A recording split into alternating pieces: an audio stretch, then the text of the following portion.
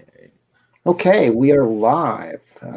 So I don't know what you can see from your end. Do you see this? I can see you and myself, and I can see the private chat and everything, the live comments. Okay. Yeah, the live comments will be coming through to me. So what you should do now is go and people, hello, just bear with us here. This is the first time I've had a live guest. So we're just sort of seeing what we can do and what we can't do. So Andreas, if you want to try to share it, go to Facebook and see if you can share it. Yeah, I'm at your page now. I don't see a link for the live stream though. Should be able to, if you might have to refresh it though. Okay. I see tech difficulties. Facebook Live gets more views. I see your more recent posts. Is it? Should be there. No, there it is right now. Okay, so I see that, and then I can share that to my Facebook. Oh dear, now my computer's going to be very good. Shut that down. Bear with us, everybody. We're just getting set up here. If I can just share it, and then I can get out of Facebook, then this won't be an issue. Share now with friends. Share. Perfect. I've got a whopping 1 viewer. But, we'll see. It usually grows a bit. I get a lot of people who watch afterwards. So share on your timeline, and then I will also share again, and then I will be good. Okay. On a page.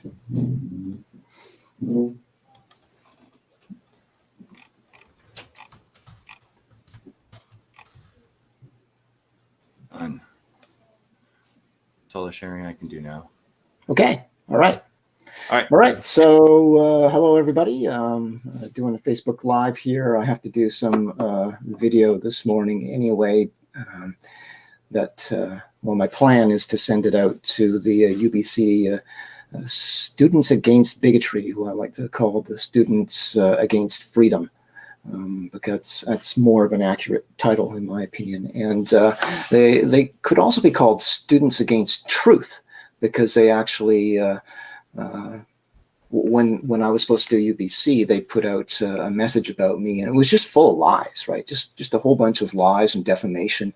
At that point, I could still go into their group and reply to their posts. So I went in there and I took apart all of their lies. I just sort of blasted them apart, and their response was to go in and delete my post and delete me from the group. So now they're having a panel there, and let's see, what do they call this panel? Let me just bring that up. It's called the Academic Freedom, or Is Academic Freedom Under Threat at UBC?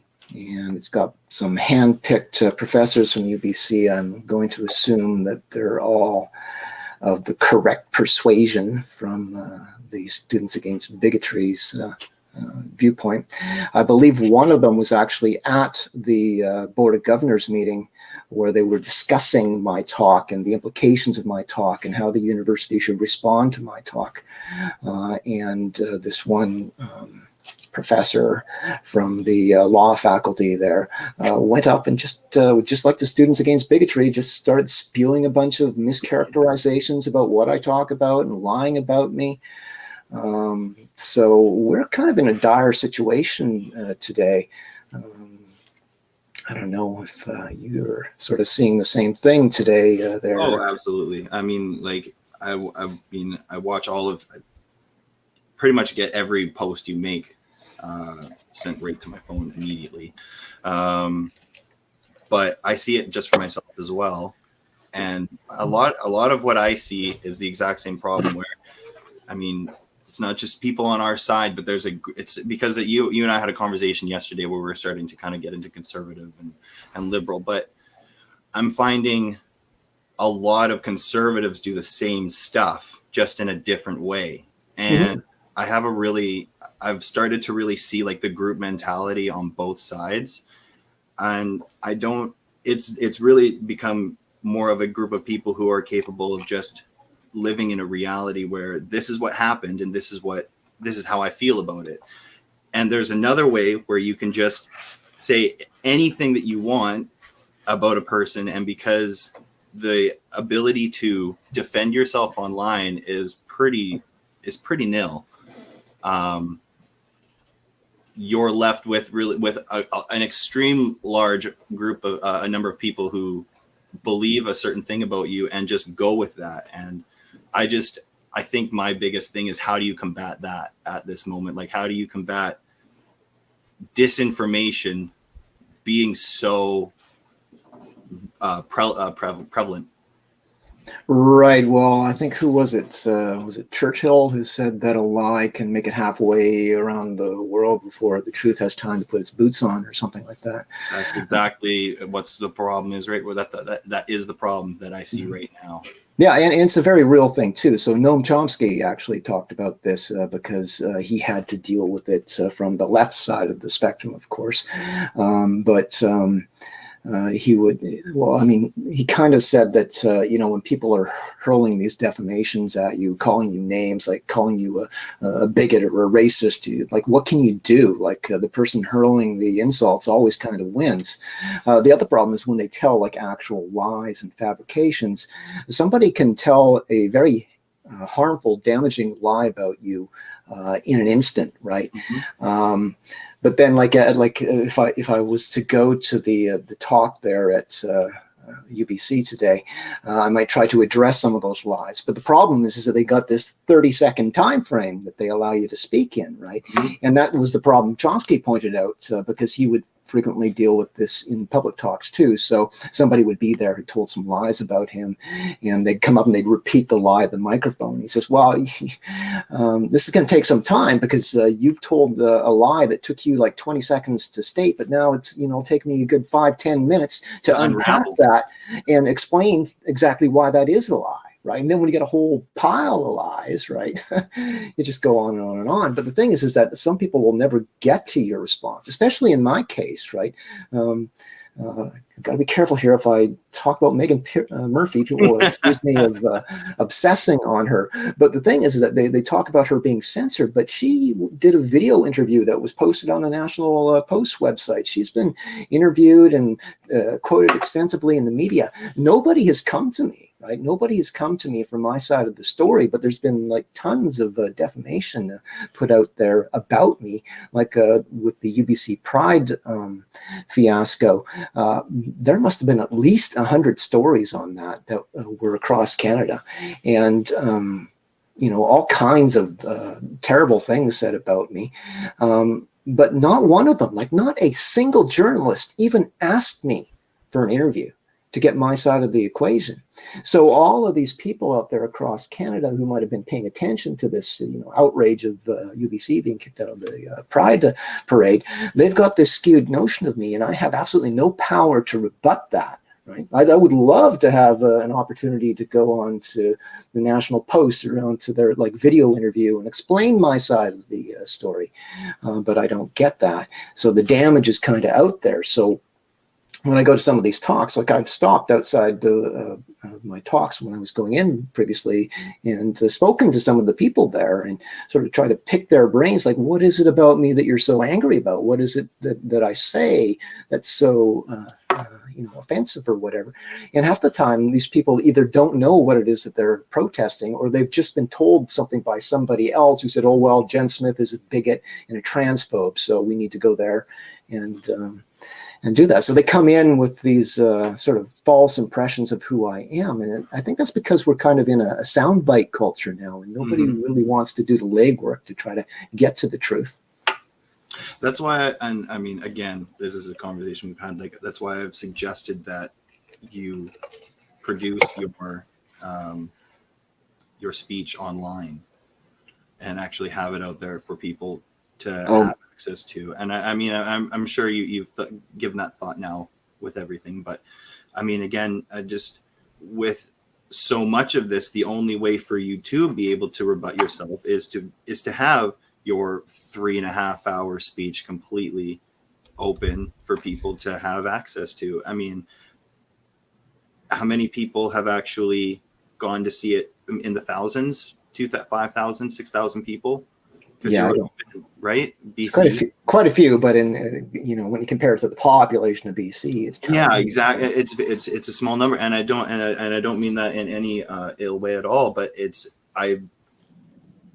I believe this information to be necessary because not just not just for people to understand in society, but I think the problem is young people such as like I'm only 27. I am considered young by standards, and my generation that I surround myself with typically doesn't care or doesn't have the time to invest themselves in anything that I find important. And I find that troubling because I think that is just because a lack of information.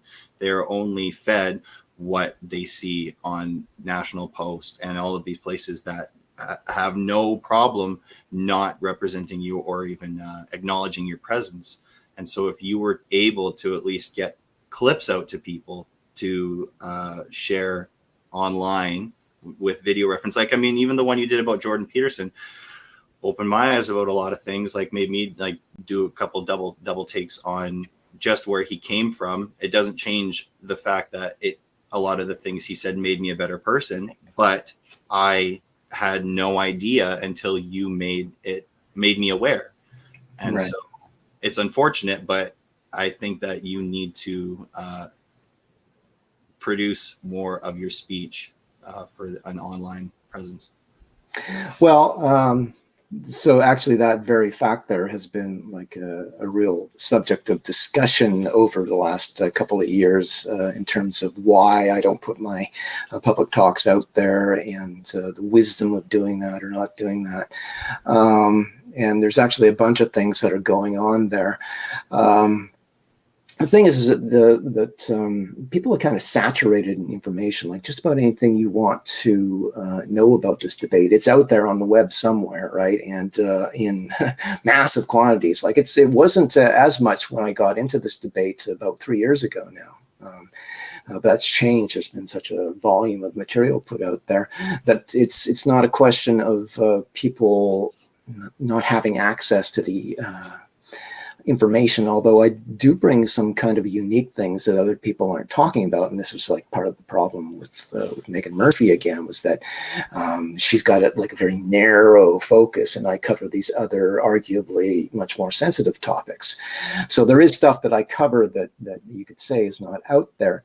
The thing is that my opinion on that, and I thought about it quite a bit. Like originally I didn't broadcast my talks because my first talks were strictly in churches. So because I grew up in the Christian community and I'm familiar with the Christian community, I basically, I brought a lot of the same facts and stuff, but I tried to make it in a way that used Christian language, right? And spoke to Christian themes and stuff like that. And I didn't want people taking clips of that, clipping them out of context and making it look, bad or presented in a deceptive way. And like when you're trying to talk to Christians, particularly about things like God and, what they use.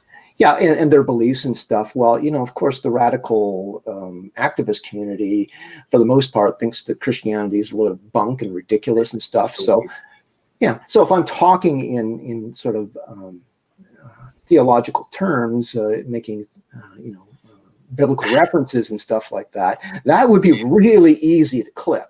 Yes, I understand that. I go to church every Sunday. I'm a Catholic, and I do talk differently to people when I'm in church than I do out in the world, because I don't know if it's the culture or just like, I don't know.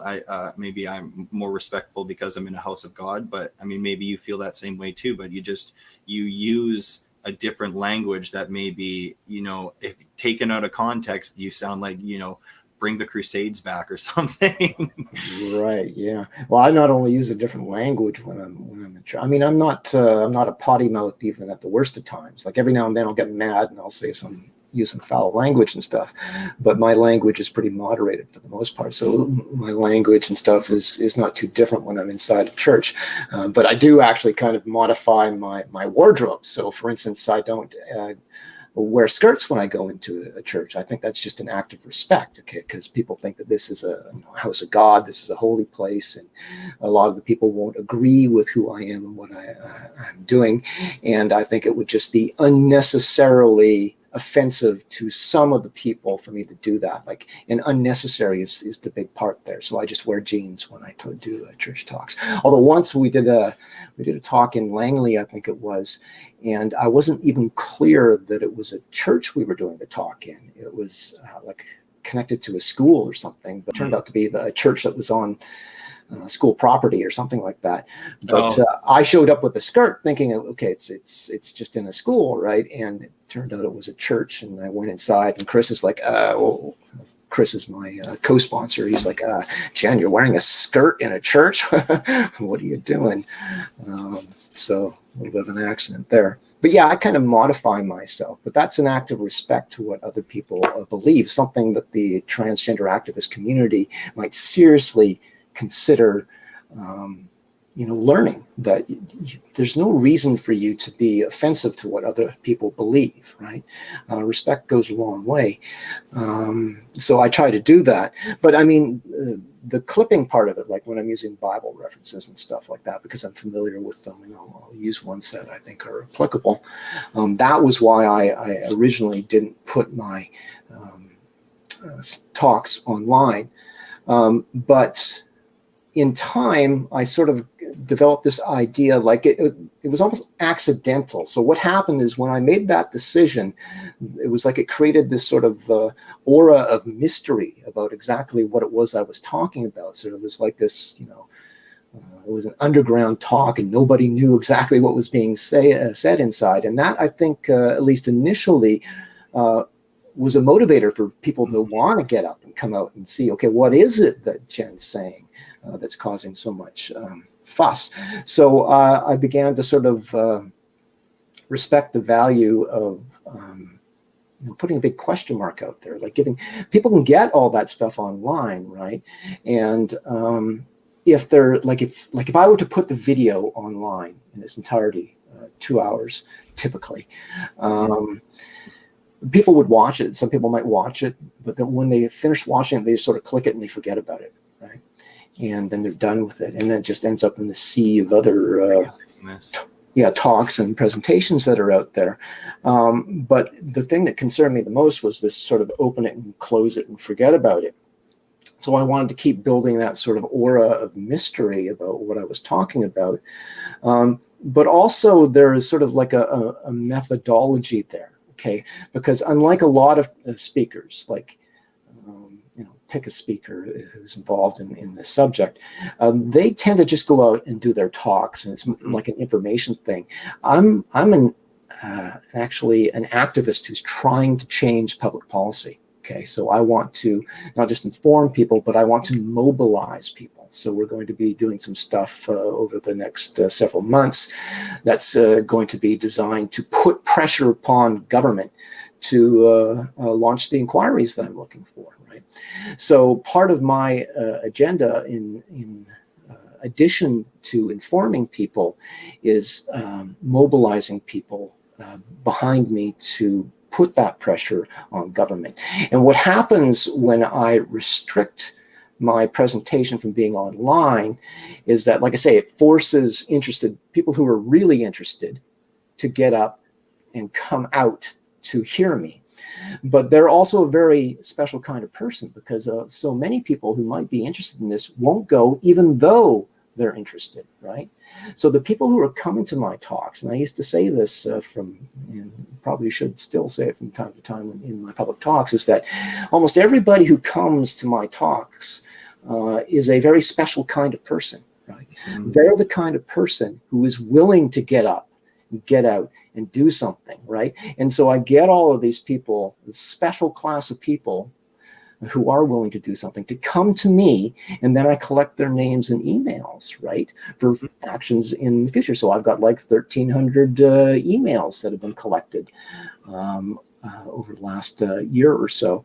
And when I start doing my mobilization campaigns this year, I've got all of these special kind of people that I can contact and hopefully mobilize towards getting the goal achieved. So that's another reason to sort of keep it offline. Now, what I thought about doing this year, and I was going to actually do a rewrite of my Synanon essay. That was the thing that sort of put me on the map in this whole debate, was my Synanon essay. It's probably going upwards towards 100,000 downloads by this point over 3 years. So it's very popular. So I thought, very popular, 100,000 downvotes. well, especially for like a written piece, right? And something that was privately published. That's quite a big number. That's a large number, but it's just the downvotes. It's very popular. Yeah. So, but the thing is that because this was sort of my signature piece that put me on the map, I thought, okay, what I'll do, and I'd been tossing it around for some time, that I should turn this popular essay into a public talk somehow, right? And try to work its popularity in that way. But what I thought was, a lot of that information is like almost 3 years old now, so it's kind of dated. So I think I need to rewrite it and update it and soup it up. I think I could create a much more powerful essay today than I wrote 3 years ago. But then I got to thinking, okay, but that again might take some of the wind out of my sails and what I'm trying to do here. So I decided, okay, what I'll do is I will rewrite it, but I'm not going to release it until after my tour, right? And same thing with the video. I think what I'll do is this time with my talk, I will hire a professional videographer. I made my talk at Transformed Church here in Abbotsford was essentially professionally, because they've got like professional equipment in Transformed Church. So they did a really high quality recording of one of my early talks. I don't know that I want to release that one because it's just not to the quality that I do now. It should be now. Yeah, so I don't know whether I'll try to go back to Transformed Church and maybe see if they'll agree to do another high caliber recording for me, or just hire a videographer myself to record it in like a good venue that's got good lighting and stuff like that. And then again, not release it right away. Wait till the end of my tour, because I don't tour all year long, right? It's pretty much from the spring to the fall, right? So I'll do what I can. It's like this year is actually going to be really challenging. But once I'm done, I think I will actually release my talk to the public. But I don't think I want to release it ahead of time. I think I might do some sound bites and stuff. But again, for the same reason, because I want to have that aura of mystery and I want to force people out. Now that actually takes a toll, I think, on attendance to a certain degree. But I think while it decreases the quantity of people, it increases the quality of the people that I'm getting. I've heard you say that a few times, and that makes a lot of sense. Jesse just pointed out not the whole presentation, just key points or recent news. And that makes a lot more sense than showing the whole thing, because then it also keeps the allure that you were just speaking of. If you just point out 15-minute clips or 10-minute clips of just maybe something new or something that you want to keep, and maybe that's only 10% of the news that you acquire over time, and it again, the online is unfortunate, because as you were talking the whole time, I've been to a handful of your talks, and the unfortunate truth is the age demographic is on the elderly side. Mm-hmm. The younger generation just isn't engaged, doesn't care to come out, or doesn't know enough to feel the need to come out.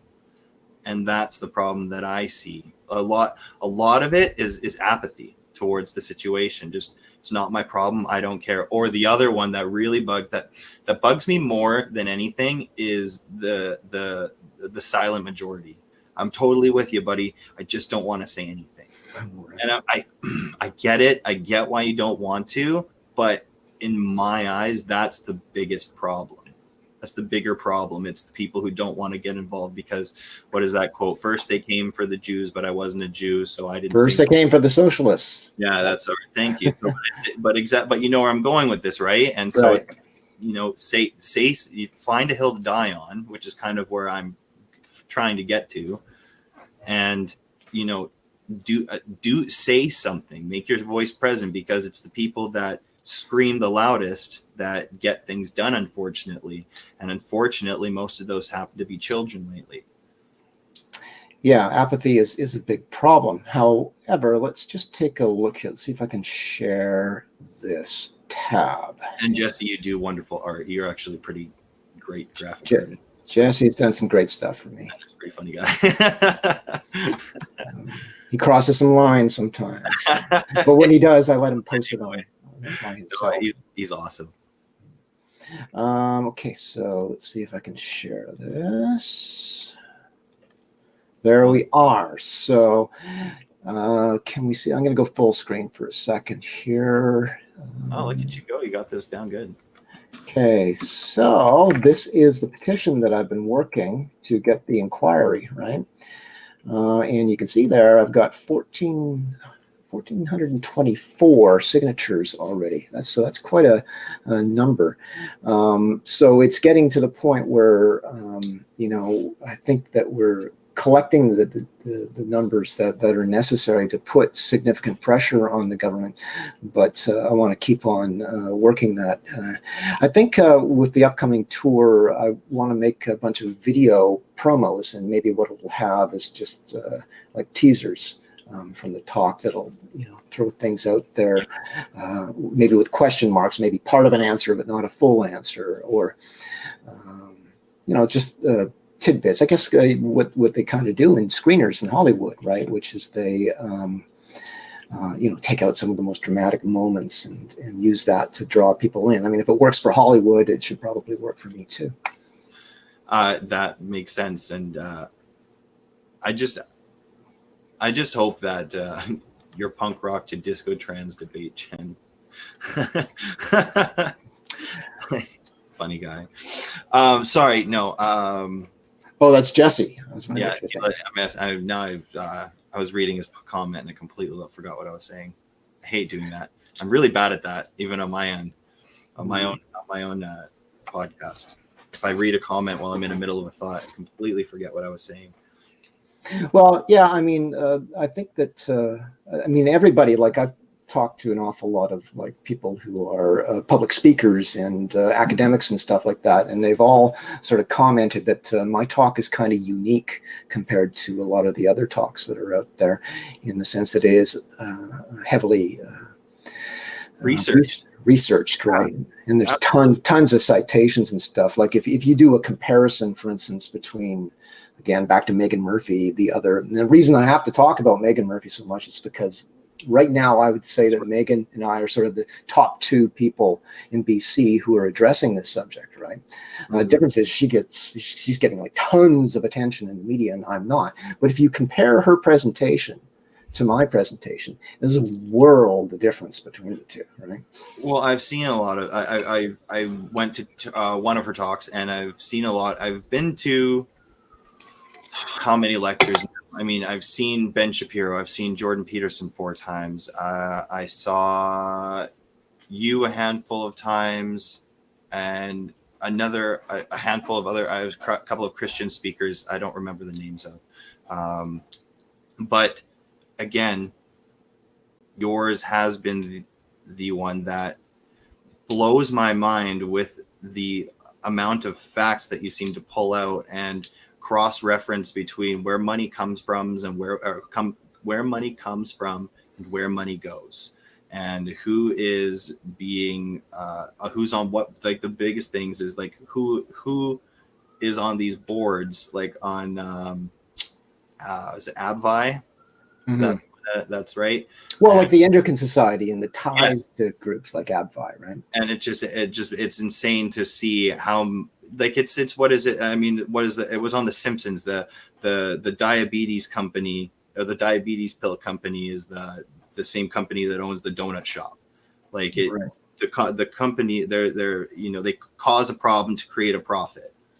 And I mean, as unfortunate as it is, there's a lot of these people that it's not just a health or safety issue. It's now this is my life, and without it, I will die. This is no longer, I'm no longer this person. And I actually have a question for you, because I recently saw a post somewhere about hundreds of teens that are now detransitioning.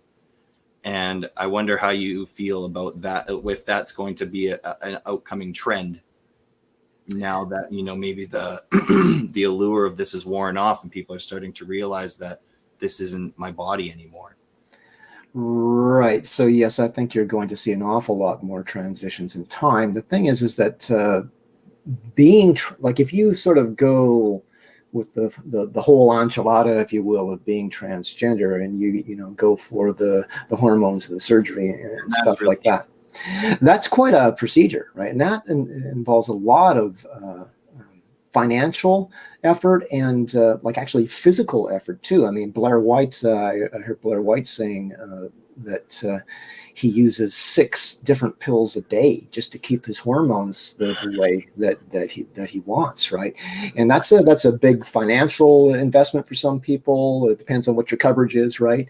The taxpayers in Canada end up paying for all of this stuff, but it's also like it takes a toll on you, and you have to do it all the time. Same thing with like when Bill C-16 was being debated in the Senate in Ottawa, they had this young boy who is transgender. I forget his name, but he was sort of posing in front of the cameras and loving all of this attention and stuff, and talking about how trans he was and how he came to be trans. And I was watching this boy thinking, how long is he going to stay transgender? Because so many young kids would rather be playing games or doing this or doing that. But if he sticks to it, what he's going to find is that being feminine is a heck of a lot more work than being masculine. Like if you're a guy, you don't have to comb your hair, you don't have to put on makeup, you don't have to style your hair, and all of these things that girls, like women don't have to do that either, obviously. But so much of the sort of transgender identity is sort of taking the stereotypes to the max, right? And so all of these things tends to be what most transgender people do, and that's a lot of work, and it's time consuming. I mean, when I curl my hair and stuff, for instance, it takes me half hour to 45 minutes to do just that, right? Forget about the makeup on skin my age, but but the thing is that so a lot of these young boys, I suspect especially, are going to just find it's too much work, and so they're going to maybe stop doing that. With the girls, it seems to be most of the detransitioners that we're seeing are females, right? And I think that's because after a while you can only play this part so long before you begin to realize that it's a fraud, right? You can only sort of fool yourself so long, right? And then sort of the reality of it comes down, and then you have to sort of start asking yourself, okay, so is it really worth it, right? I can't become the opposite sex, so is it really worth it? I think like what I represent, like I've said before, if transgender identity is to go into the future in a healthy way, I believe that I offer that way because I found that balance, right? So I understand that gender is something different than sex. So all of this stuff, the makeup, the clothes, and the hair and everything, this is gender, okay? But just because I, do all that doesn't change my sex, right? Even if I was taking all the hormones and stuff, it doesn't change my sex. And so I don't feel like an urge to try to pull off that farce. So I think the ideal state of mind for people, if they decide that this is something that's appeals to them, or they just feel right doing it or whatever, they have to find that balance where it's okay, I'm transgender, but I haven't changed sex. Just keep tethered to physical reality. And it's not that hard to do, once you allow yourself to do it. But I think if there's a road forward, a healthy road forward, that would be it. Seeing the comments here. So Jesse says, I think a weekly or bi-weekly podcast help to spell. Yeah. Yeah, well, I mean, the problem that I have right now, it doesn't seem to be quite as bad of a problem on YouTube, is that I seem to be getting throttled. I mean, Zuckerberg, I don't know whether it was the summer or the fall, he came out and said that they were introducing something called soft censorship. Okay, and this is where people basically are flagged as, disinformation or fake news or whatever. So what they do is they apply filters to them to reduce their exposure, so they don't show up as much and they get far less engagement. So I think that's what's happening with me right now, and I'm not sure how to work around that. So even that is challenging. I think my strategy for this year is to aggressively force myself into the mainstream media. And that might involve what used to be called publicity stunting, right? Yeah. So something to get I mean, just look at Jessica Yaniv. I would say that Jessica Yaniv is the living embodiment of a publicity stunt, right? Absolutely. Right. The video that Blair White did with Yaniv got something like, I don't know, 1.2 million views or something, right? So, sensationalism attracts eyes. So, I have to kind of try to see if I can find something that will make it difficult for the media to ignore me. And like I say, people don't seem to really understand the kind of censorship that I'm under right now. Like every time I want to rent a public venue, I have to get into big struggling matches, right? We're working on one right now, and it's been ongoing for weeks and weeks, trying to get this venue and they had to actually call a board meeting to discuss whether or not they were going to allow me to speak. So I've got this problem with booking venues. The newspapers here in BC won't allow me to advertise. Black Press and Post Media, who cover pretty much 95% of all of the print media in British Columbia, won't allow me to advertise. So I can't. There was some discussion at some point of doing a bigger ad in a newspaper where I listed some of the fallacies and what I really represent and stuff, but they won't print that, right? And the media won't come to me from my side of the story. I mean, when you understand that the UBC thing, that my talk at UBC got UBC kicked out of the Pride Parade, and so that was a big deal. And when you realize just how many stories were done on it, and the fact that nobody in the media came to me for my side of the story, right? That tells you sort of the level of censorship that's being put upon me. The press is saying, no, we're not going to listen to Jenn. We're just going to repeat and parrot what these radical activists have been saying about Jenn. But that's a really hard thing for me to work through. And I've got some ideas that I have to keep top secret for now in terms of how I can sort of force my way through that. But when the media is that way, boy, it's tough. I've got social media, Facebook throttling me. I've got YouTube playing games with my YouTube videos, and it's interesting because I was watching, I believe it was my video where I call for national and provincial inquiries into what's happening with foster kids and stuff. And I was watching that one day, and it went from it said I had 800 views, and then I clicked on it, went inside, and it said 820 or something. I went, well, it just said 800 and I think it was 840 or something. Now it says 820. So what? So I went back to the main page, I refreshed it, and then it said 780 views. And so I clicked on it again, went back into the actual video, and it was 600 and some on, right? And then I went back one more time, and it jumped up a little bit. So they're playing with the numbers, which is a kind of psychology that they're playing with people out there. I think what it's designed to do is, first of all, tell the viewer by decreasing the numbers, right? Mm-hmm. Telling them that this isn't worth your time. Look, only 100 people watch this video. It isn't worth your time to watch this, right? But it's also sending a message to me, trying to make me say, well, it's not worth it. Nobody's paying attention to me. Why do I even bother? So it's real subtle psychology that I see that's going on out there. But they've got this sort of censorship on social media. I've got the newspaper problem, the media problem, the problem trying to rent venues and stuff. This is this should almost be a case that you know, academics in marketing and advertising and stuff study as like your ultimate problem. How do you take a person in this situation and somehow get them into the public eye, right? This is the mountain that I have to climb this year, and I haven't faced that in previous years. Like in previous years, I was able to sort of widely advertise on social media without any throttling and stuff.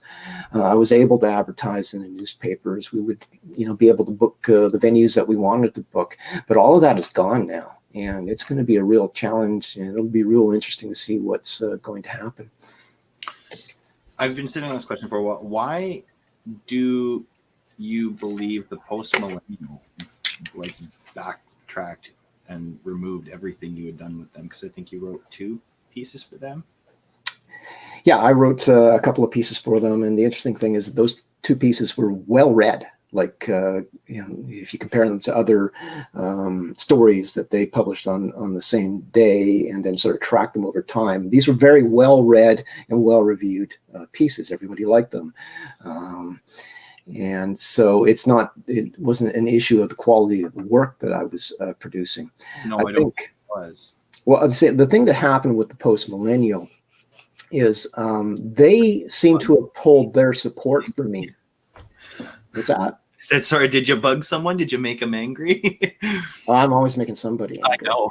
But at that point, when they actually first did that, I wasn't really doing, like I was too busy to be pissing anybody off because I was on tour at the time that this sort of first happened on Vancouver Island. This was the Erosion of Freedom tour that got all of this attention, right? What I'd done is I'd written another article that addressed the transitioning of foster kids and stuff. And I thought it was sort of my best one yet. And it was a call for inquiry into what was going on and stuff. And I thought, okay, this is perfect. This is powerful. Get Post-Millennial to publish this. They're not like the biggest publication out there, but they got a fairly sizable audience, right? And I thought this would be great. So I wrote this the story. I was on the road. Actually, I sent it out to them right before I went to Vancouver Island, and I said, well, here, will you publish this? It's another one along the same lines. And the person that I was dealing with, the editor that I was dealing with at that time, read it and said, yeah, this is great. We'll publish it. And it should be published within the next couple of days or so. So a couple of days went by and it wasn't published. Okay, 3 days, 4 days, a week went by. It still wasn't published. By that point, I was off the island, right? And I'm like, okay, so you're not publishing it. You said you were going to publish it. So I sent them an email saying, what's the deal? Are you going to publish it? And they didn't respond. And from that point forward, they have not responded to me at all. And very shortly thereafter, they nuked my 2 previous stories from their website. And I forget who owns it, but there seems to be some sort of connection between them and the National Post because there's some crossover with the writers. Like Barbara Kay, for instance, has written for both Post-Millennial and for the National Post. I'm not quite sure about that.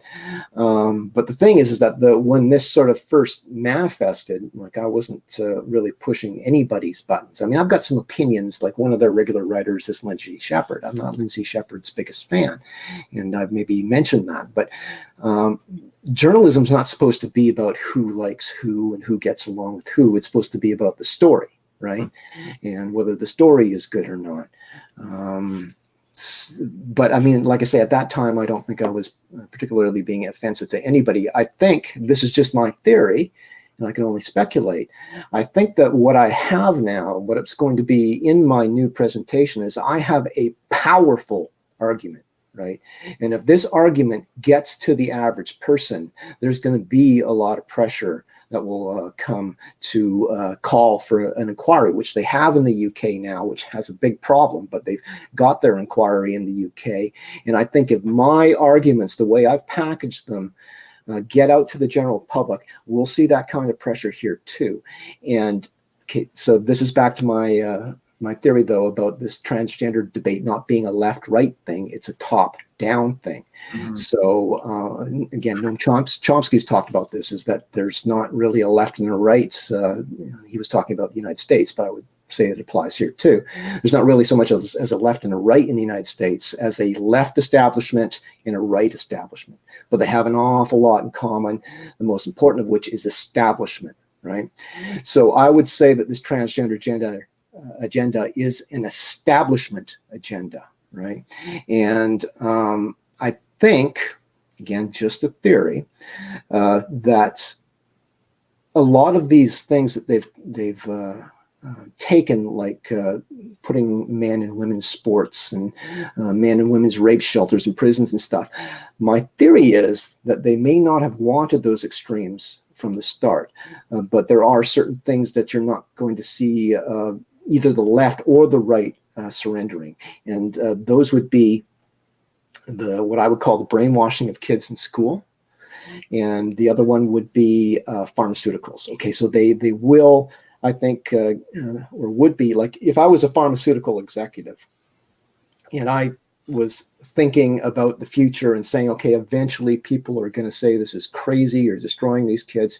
So, what would we be able to live with in terms of profits and stuff like that? And I think what is ideal in terms of a compromise for the pharmaceutical complex would be what I call the Zucker formula, basically. And what that is that they will roll it back at some point. So they will say, okay, all of these toddlers and stuff, the 3-year-olds and the 7-year-olds and stuff, we're not going to sort of go after them anymore. We're going to sort of, take our foot off the gas on that issue. But we'll let the adolescents and the teenagers keep on transitioning, but we'll make it more scientific. And that's the Zucker formula, because many people are unaware that Ken Zucker is fully in support of adolescent and teen transitioning. They think that he's, like I've actually talked to mothers of transgender teens who think that Ken Zucker would support the idea of their kids not being trans, when that's just not true at all. Zucker has said that for age 11 and up, he pretty much fully supports medical transitioning because he thinks it's the best thing for them. So I think that's what we're going to see in the future, is this rollback strategy where,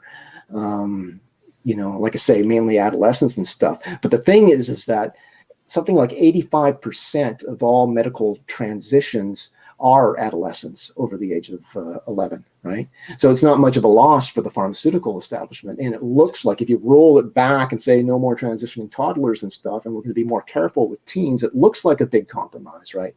But it's really not a huge compromise. So they started an attack at the forefront, and then that wasn't the real goal. Well, this is, okay, so back to my Jordan Peterson thing and the fact that he works with the top legal firms and stuff, right? Well, lawyers, when they do things, they don't, like if they want something, they don't ask for what it is that they want. They always ask for much more than they want, right? That's standard operating procedure in law, right? So you ask for more and then you fight your way back down, and hopefully you settle on what you wanted all along, and then it makes it look like it was a big compromise, and we're so reasonable and that sort of thing. So I think what we're seeing here in terms of me and why I am treated differently than some other speakers on this topic is because I still go after the brainwashing of kids in school, right? I go after the pharmaceutical complex, and I'm arguing for no transition, medical transition for use, say 18 and under, right? So they don't want that. That doesn't fit in with their rollback agenda. So they don't want that to get out there. And I think it's become clear to me that, again, back to the nature of my presentation. Like if you watch, say, Carrie Simpson's presentation, or you watch Laura Lynn's presentation, or again, Megan Murphy, they're not the same type of thing. So if the establishment, and I know the establishment people have taken a good hard look at what I'm doing, right? And I think when they look at Megan and these people, they go, okay, we can kind of live with that. But when they look at mine, it's like, okay, this is a whole different kettle of fish. Okay, this person has, researched the hell out of this, and this is a powerful argument. So I think they don't want that particular approach to this out there because it interferes with their narrative. And I think that when I sent this story to the post-millennial and they looked at it and it was powerful, right? Like, I don't like my new argument that brings in all of these new statistics and facts. I don't know how any thinking person can look at that and honestly say to themselves, we don't need an inquiry, right? So it's that powerful. And so I think when they looked at that, they said, okay, no, this is going too far, right? We can't publish this because it's going to ruin everything. It's going to ruin all of these profits. But people need to understand, like, Ogre, for instance, is going to say, bring up the term, okay, this is a conspiracy theory, right? But people need to understand that the medical pharmaceutical complex is, at last report, the second wealthiest industry in the world, right? They have, it's a $1 trillion industry with enormous financial resources and stuff, and they give money to newspapers and anybody who sells advertising and stuff. They spend a lot of money there with them. So when somebody like me comes along and puts something powerful forward that might threaten their profits, right, the newspapers and the media people and stuff have to sort of keep that in mind. Okay, we don't want to piss off this powerful financial force. So, I mean, that's just sort of, that's just how business is done in our society, right? So it's not a conspiracy theory. It's that there are vested interests at work in this. Is Morgaine still I mean, he's not the VP anymore, is he, of the NDP party? No, he didn't run for vice president. He says that he's going to run, I think, in the provincial election. The next provincial election is NDP, but it could be that my theory would be that elements within the New Democratic Party probably went to Morgaine and said, you know what, it's probably better if you weren't the vice president. A lot of heat coming on us. So I bet.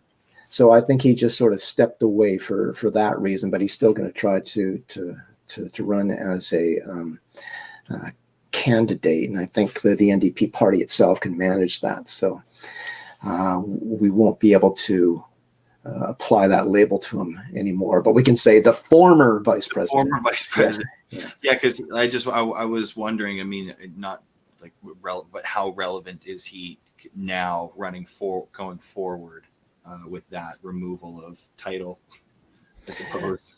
Well, I mean, now he's got the Governor General's Award, though, right? The Governor General's Meritorious Service Award or something, right? So Morgaine still thinks he's the cat's meow and claims that he can't be bothered to debate a lowly plebeian like me, right? And I need to raise my, my worth or whatever in the community before he'll even consider debating me. Of course, that's not what it's about, right? It's that. No, I know. I get that exactly. I was curious as to if there was any more updates as to his works, I guess you could say. Well, he's still busy. I know he's been involved in this conversion therapy thing in Ottawa. I haven't looked at that in a bit. I don't know where it's at. I know Calgary just recently apparently passed a bylaw banning conversion therapy. That's quite a serious issue. So what do people who because like this is a serious thing for anybody, like what if you genuinely don't want the feelings that you have?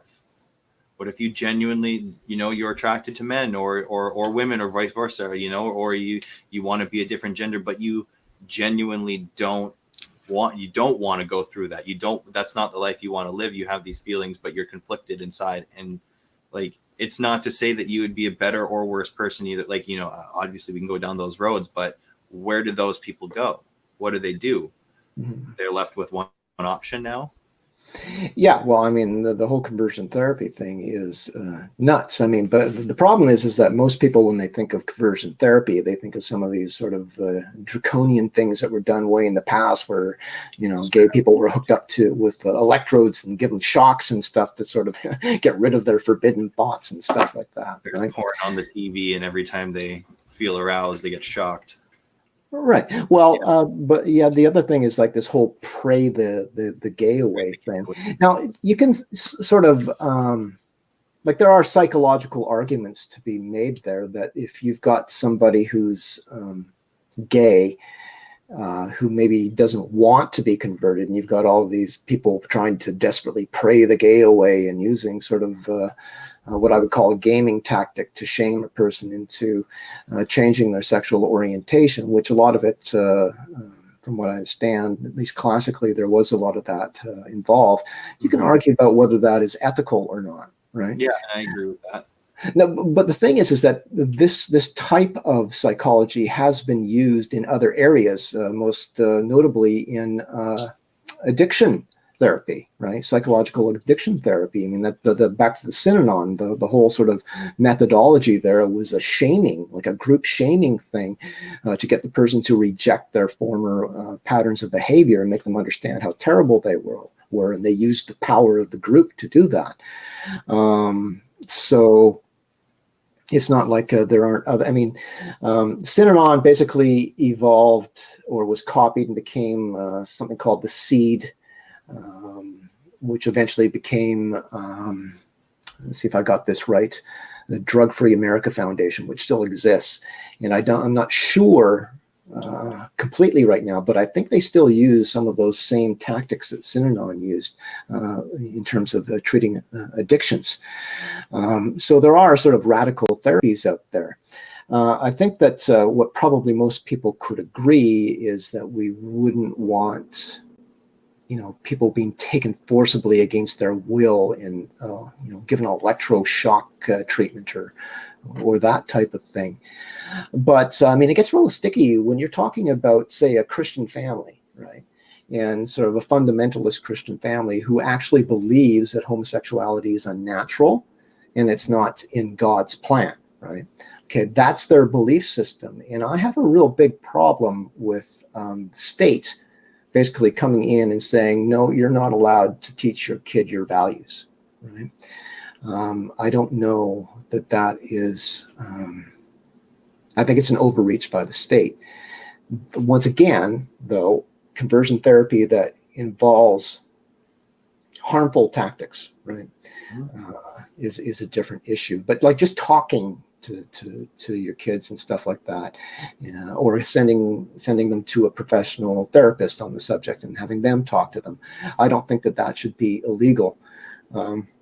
One of the dangerous things that's evolved out of this is that conversion therapy is being used for transgender identity. So if you've got a boy that believes they're a girl, right, they want to say that you can't do anything to convince them otherwise. That's where it's really getting out of line. Right? I know that the idea of that scares me, considering I have 4 children, and children are so impressionable by everyone around them.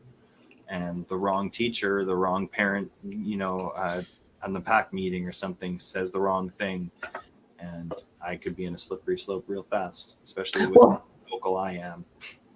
Yeah, well, you're a good example. So you're a young parent, and you've got kids and stuff. So this is something that can really sort of has the potential to affect your family unit in a very serious way.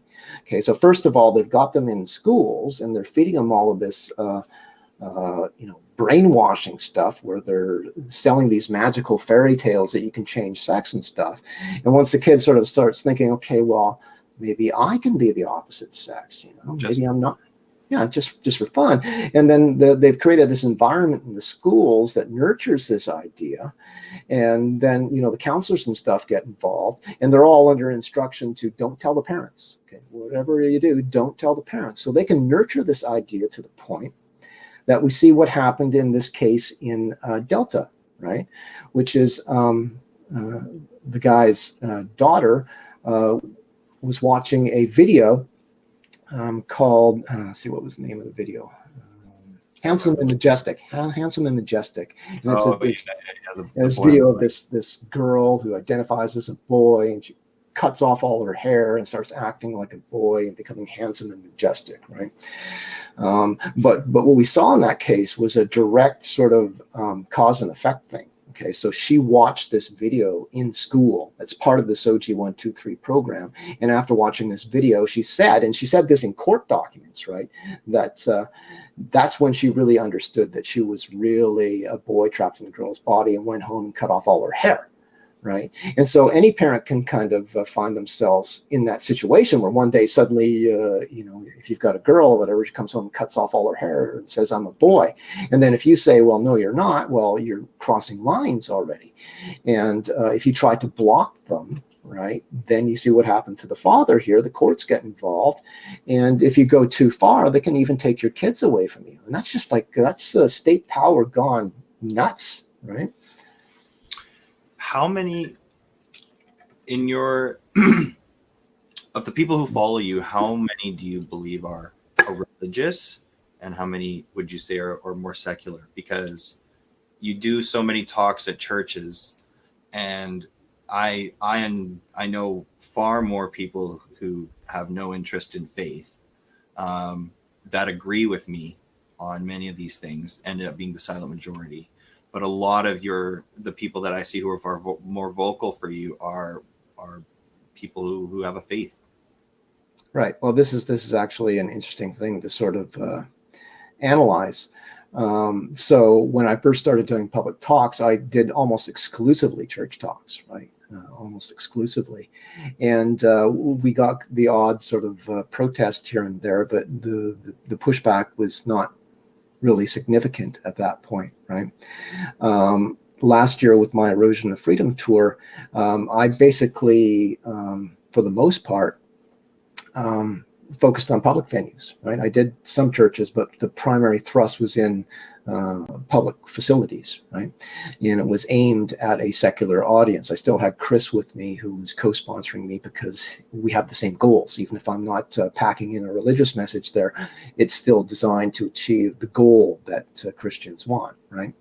So he was still with me on that. But the Erosion of Freedom tour was secular focus, and my preference was always for public venues.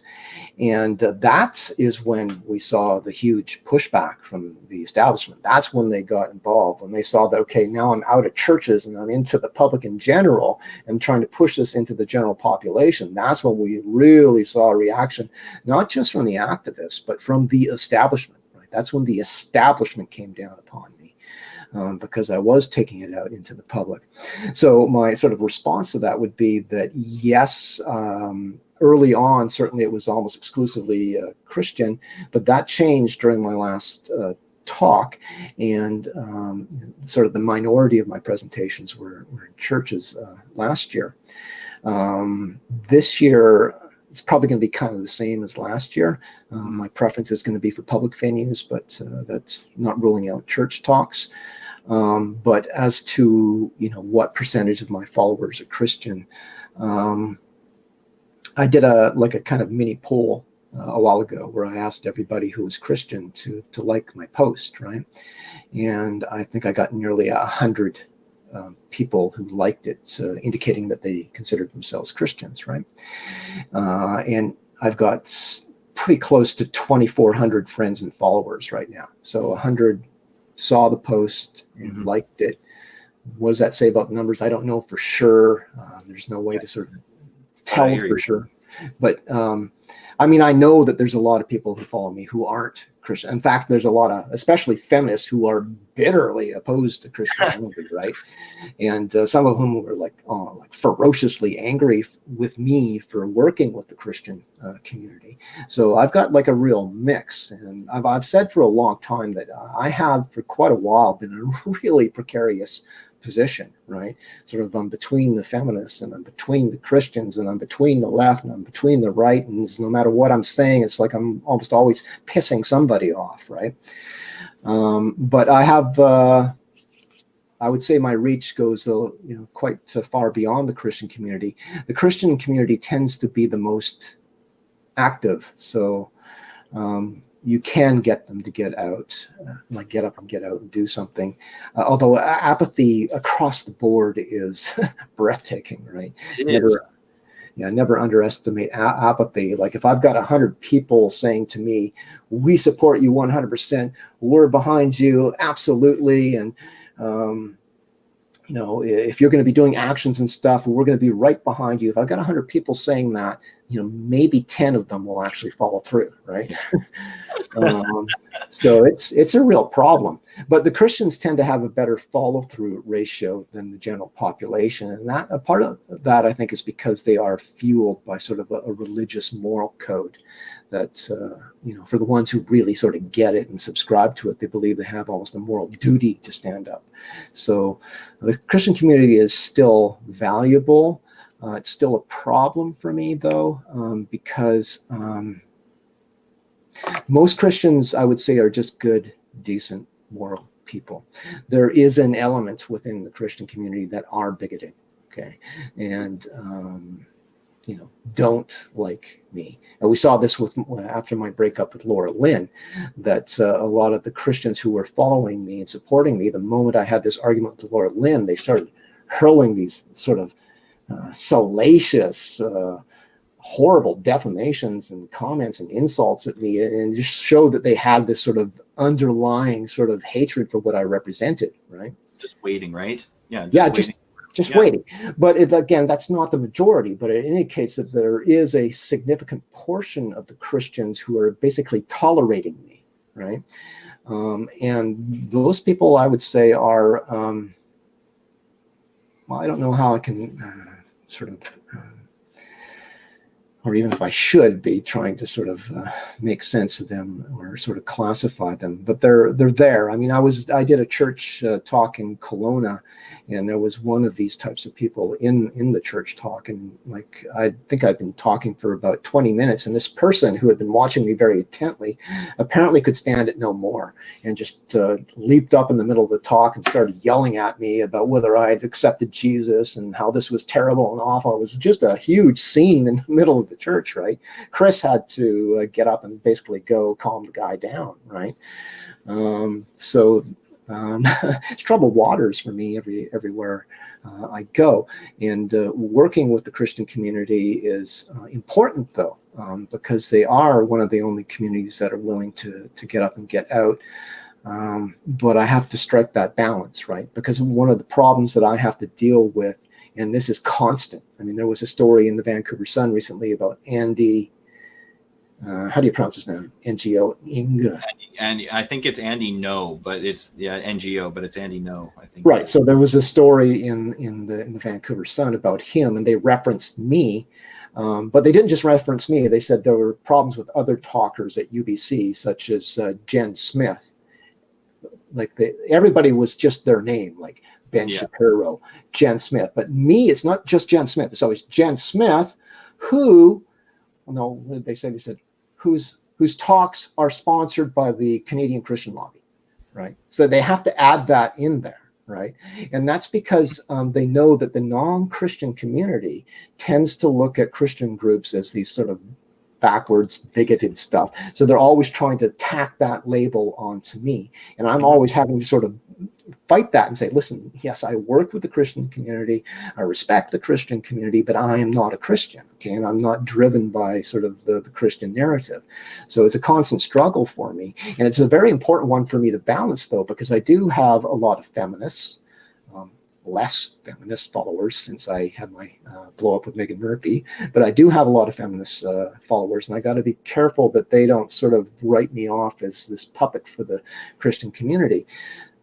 So the only thing that I can really do in all of these things is really stick my ground about what I believe and avoid going along to get along, right? I mean, I kind of have trouble with going along to get along at the best of times, in the sense that I believe what I believe and I speak it, right? No matter who likes and who doesn't like it. So that's sort of in my nature to begin with. And it's part of the reason why I'm in this debate.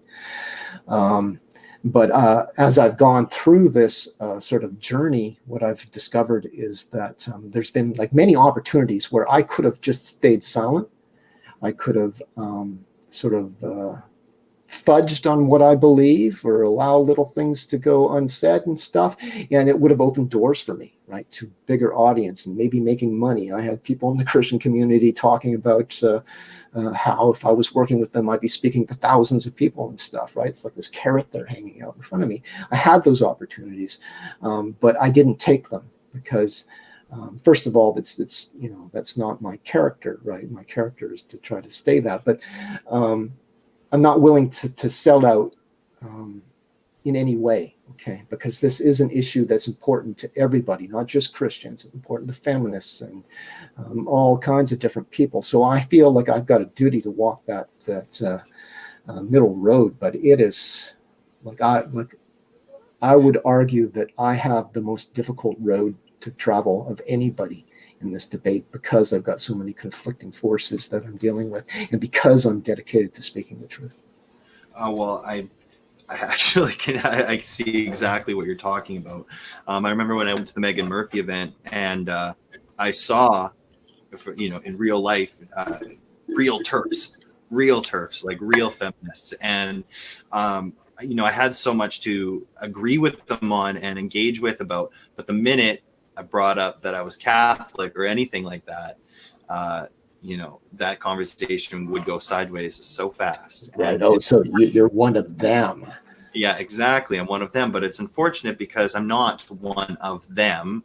You know, I immediately, what I get as soon as I get told or tell someone I'm Catholic is that I approve of or don't acknowledge the rampant pedophilia amongst the church officials. And the most bothersome for me is that I believe the lay people should remove those, remove cardinals, remove priests, and hang them from the streets, as far as I'm concerned, for abusing children. And it's unfortunate for me to have to constantly defend that when, you know, I would love to get along with feminists as much as you can, but I find myself kind of secluded to my faith. You actually mentioned this before on one of your own podcasts, and people should know that Andreas does his own Facebook Lives, I guess it is. Yeah, not as many as I'd like to. Yeah, I always call them podcasts, but podcast, I think it's just audio, isn't it? Right, yeah. Anyway, Andreas has got his own thing that he does from time to time. And I saw on one of yours, this whole pedophilia thing came up, and I put in the comment that teachers have actually have a much higher rate of sexual improprieties with children, much higher rate. I think it was like 200 times higher than priests and stuff. And you were saying, well, I don't like to deflect responsibility and stuff like that. But to me, that's an important illustration. And it's not just to say, well, teachers are worse, right? That's not what I'm saying. What I'm saying, not at all. I didn't say that, but that's why I try not to bring it up, is because I don't want to. But it's important. Okay, so what I would say that the church is suffering from right now is they're suffering under the effects of a propaganda attack. Okay, because pretty much any profession where you're in a position of power over children, you will see pedophilia and pedophiles hanging out, right? Almost any profession, including teachers. But the thing is that we don't hear about what's going on with teachers the same way that we hear about it with priests and stuff, right? So if teachers are 200 times more likely, then why are we not hearing 200 times more reports in the media than with the church? And the reason I think for that is because the establishment generally has a very negative attitude towards the church and want to, well, I used to think that they were out to destroy it. So like the Gay Liberation Front used to have this chant when they were marching in parades and stuff. They chanted 2, 4, 6, 8, smash the church, smash the state, right? So they had this notion that their ultimate goal was to absolutely destroy the church, right? And they're not alone. There are other parties out there that despise the church and want to destroy the church, and many of them are in the media. Right. So I think that the church has been subjected to a deliberate attack designed to make them look like they are. Now, that's not an excuse for the behavior of any given priest. Obviously, if somebody's molesting kids and stuff, that's bad, right? And we want to address that wherever it comes up. But there needs to be some sort of balance in the media, because up to this point in time, there has not been balanced coverage of the actual issue.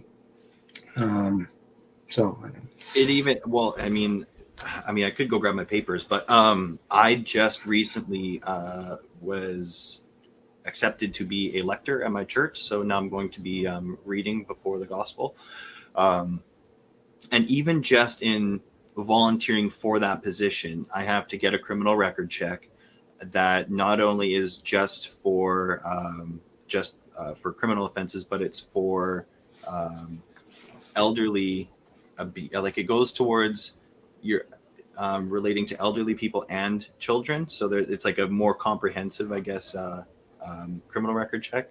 Mm-hmm. And I had to sit down with a lady at the church for almost an hour while she kind of just interviewed me about my life and see who I am, because I could be just even reading at the church, like I am now a volunteer and I need to be vetted, so that in case that I'm alone with a child or an elderly person as well. They made that very clear, that it's not just children that are being abused, but I could be shaking down an old lady for her purse money. It's true. It's true, though.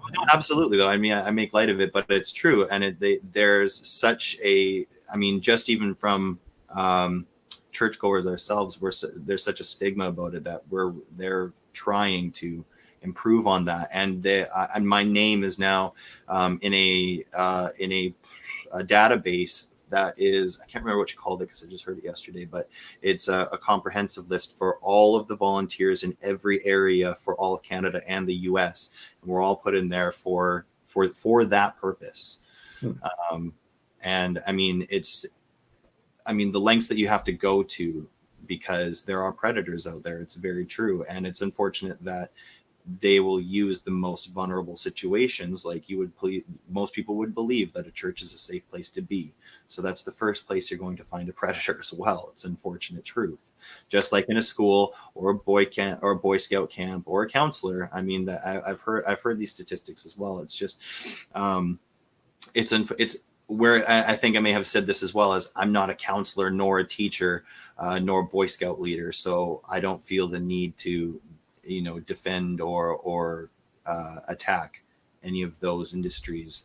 But I do call myself a Catholic, and I do find it important to level the playing field, because there's so many people who can instantly speak of the atrocities that have been perpetrated by the Catholic Church, but they don't know where it comes from. They don't know that in the 1930s, the church was infiltrated by 1,500 communists under the guise of Bella Dodd, if you want to look it up. I think the book is called Infiltration by Dr. Taylor Marshall. And it kind of shows, and I mean, like, conspiracy theory or whatnot, you can say, but it shows that there was an effort to destroy the church, and it's worked a long ways down. And I believe that, the installation of Vatican II in the 1960s liberalized the church a lot and removed tradition. And I think that effectively emptied the church, because there was nothing keeping the people there anymore. Getting a little touchy about this. I get a little flustered when I come to the church, because it's a big deal for me a lot lately. Right. You need to text me that information. I'd be interested in looking at that. What I would say is that any major institution, any sort of large body that has any sort of power over public opinion, is going to be infiltrated by one party or another, perhaps multiple parties. Certainly intelligence agencies and stuff like this will infiltrate. And within the church, like if you wanted to destroy the church, what would be the best way to do that? It would be to, when they tried to assassinate Hitler, get inside his office and, find a bomb in the office. So it's from the inside. So, and what I would say is that you talk about infiltration and a conspiracy theory. It's not a conspiracy theory. This is the type of stuff that goes on, right? Mm-hmm. So a lot of this stuff could be deliberate, designed to sort of destroy the church. But I think what I kind of heard you saying there is that you feel a responsibility as somebody inside the church to speak about what's wrong inside the church, right? Mhm. And I would agree with that. I mean, that's what Noam Chomsky said. So a lot of people criticized Noam Chomsky that because he wasn't talking about this atrocity or that atrocity or some other atrocities in the Soviet Union or whatever, and that he spent too much time talking about atrocities committed by the United States. Right. And he said, well, the thing is that I can't control what Russia is doing. Right. I have no control over that. I happen to live in the United States. And what my government is doing in my name is my responsibility. I can do something about that. So that's where most of my focus has to be. Right. Same thing for being inside the church. Well, that actually makes me feel quite appreciative that my philosophy is the same as his without having heard that from him. So I guess that's kind of a nice thing to hear. It's good. It has to be balanced, though. So, like, you have kind of have to. Absolutely. You got to balance the fact that there is what I would call a concerted effort to attack the church, right? So you need to sort of balance the real stuff that goes on, right? So the real predatory behavior with an acknowledgement that there are forces out there that are trying to tear the church down, right? So that would be. No, I completely understand what you're saying with that, and I wouldn't disregard anything that happens as, you know, this is just an attack on the church, you know, brought from, like, if somebody did something to hurt a child or anybody, that's not, you know, that's not just a theory brought on by communists or them or anybody. That's, this happened. This is an unfortunate thing. This person needs to be persecuted for that. Right. That I completely agree with you on that. But yeah, I mean, so the feminists have kind of a negative attitude. Most feminists, I would say, not all, but most feminists. Like, there are actually feminists who are Christians, right?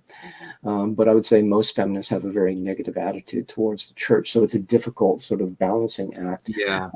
This is why, like when I figured out that Chris McKay's Canadian Christian lobby was being modeled on the Australian Christian lobby, and this idea that when you're dealing with political issues and you're trying to protect your rights in the political landscape, what Christians need to do is to lose all of the religious references, lose all of the religiously loaded language, and just approach it from as secular a way as possible.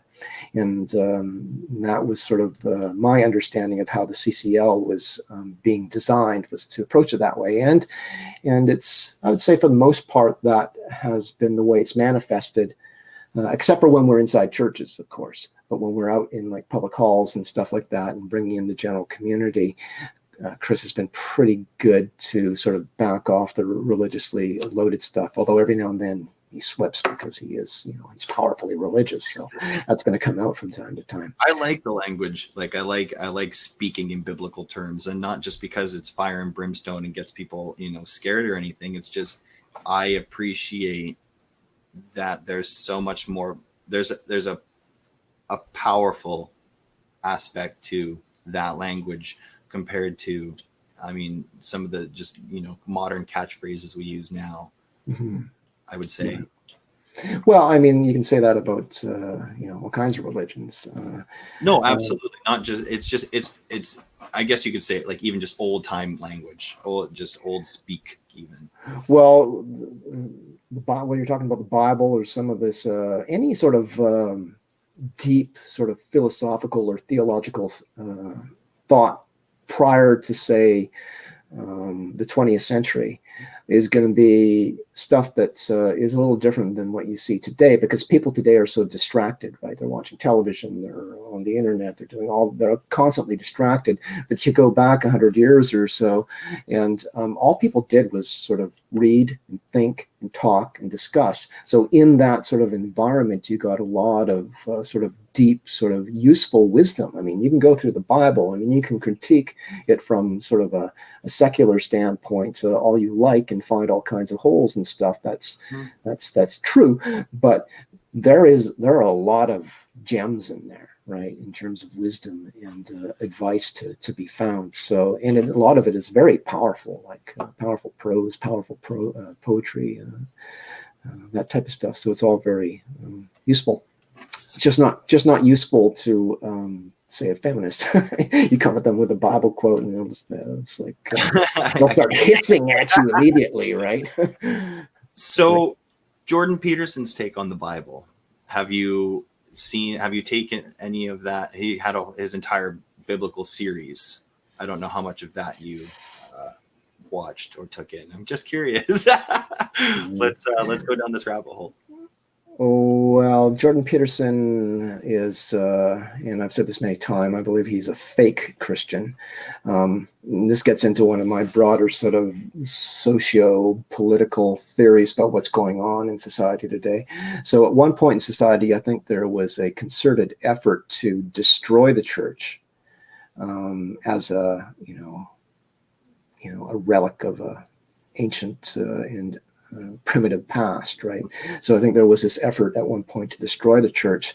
But I think what I see going on now is this effort to essentially gut the Christian religion, right? To do a renovation, if you will, sort of clear out all of the stuff from before, push it all out, and then go out and sort of cherry pick stuff and bring it back in, but to present it in a secular way. So Jordan Peterson always, he says that he believes in God, but oh boy, this is where Jordan Peterson's language drives me up the wall, right? Because you can look, he's got like all kinds of different interpretations of what God is, but he's always playing word games and stuff. I'm convinced that he's an atheist and that he's approaching this essentially as an atheist from a Jungian perspective. Okay, so he would, I would say, believe in God as a psychological principle, right? A power in this collective subconscious, and we saw this in the Matt Dillahunty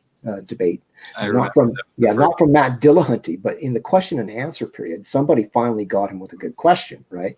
Because he's always saying, "Yeah, I am a Christian," or maybe I'm not a Christian. Well, it all depends on how you define Christian. And yeah, I believe in God. Well, maybe I don't. But well, it depends on how you define God, right? He always sort of weasels out of that question. Or he said about one thing about Jesus being raised from the dead that, well, I need about 3 years to think about that, and then I should be able to give you an answer. You need 3 years to think. I remember this.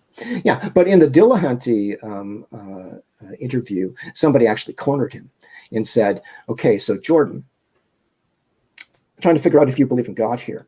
So if all human beings ceased to exist, died, and ceased to exist, would God still exist?" And right, that was the stumper for him, right? So he's like, gee, I'm not sure how to answer. He never did answer the question, right? And that, I think, sort of proves what I've said about Peterson all the time, is that he doesn't see Christianity, like he doesn't believe in God. Okay, so I think what he's trying being. Yeah, so he's trying to create turn it into some sort of psychological construct, right? Like I would argue a control mechanism, because the powers that be, if you will, I don't think anybody can look at the church and not say, okay, this has been a powerful control mechanism for millennia, right? So it is a powerful tool. So from a controller's standpoint, it's like, okay, do we really want to get rid of this, right? Maybe this can still be used, but all this God stuff, all this God nonsense, that's kind of annoying. So what do we do with that? Okay, what we'll do is we'll redefine God. That's what we'll do, right? So you can actually speak in the way Peterson does, is very sort of sneakily, because he's got his own definition of what God is, but he doesn't typically tell you that when he's talking about it, right? He doesn't say, well, no, let's be clear, this is how I believe in God, and it's not the same way you believe as God. If you sort of get him in an interview, you can get into a discussion with him, but when he's generally talking, he doesn't do that. So for the average reader or a listener who's listening to that, whatever they think God is, they think he's talking about, right? Because he hasn't done what Voltaire says, right? Define your terms. And when he's queried after the fact, right, about these types of things, and the fact that he's not clear. There was one British media guy who interviewed him and sort of cornered him on this too. When you sort of go after him on that, he kind of shifts blame onto the listener, right? And he says, okay, well, you didn't understand me. It's not my fault that these people don't understand what I'm talking about, because I've got a different understanding of God, and they're just confused. So you think I was saying this, but I was actually thinking that. But the reason that you were thinking this instead of that is because you don't understand that I've got a different interpretation of God, and your interpretation is different than mine. But he's kind of putting the onus on the listener to figure that out, right?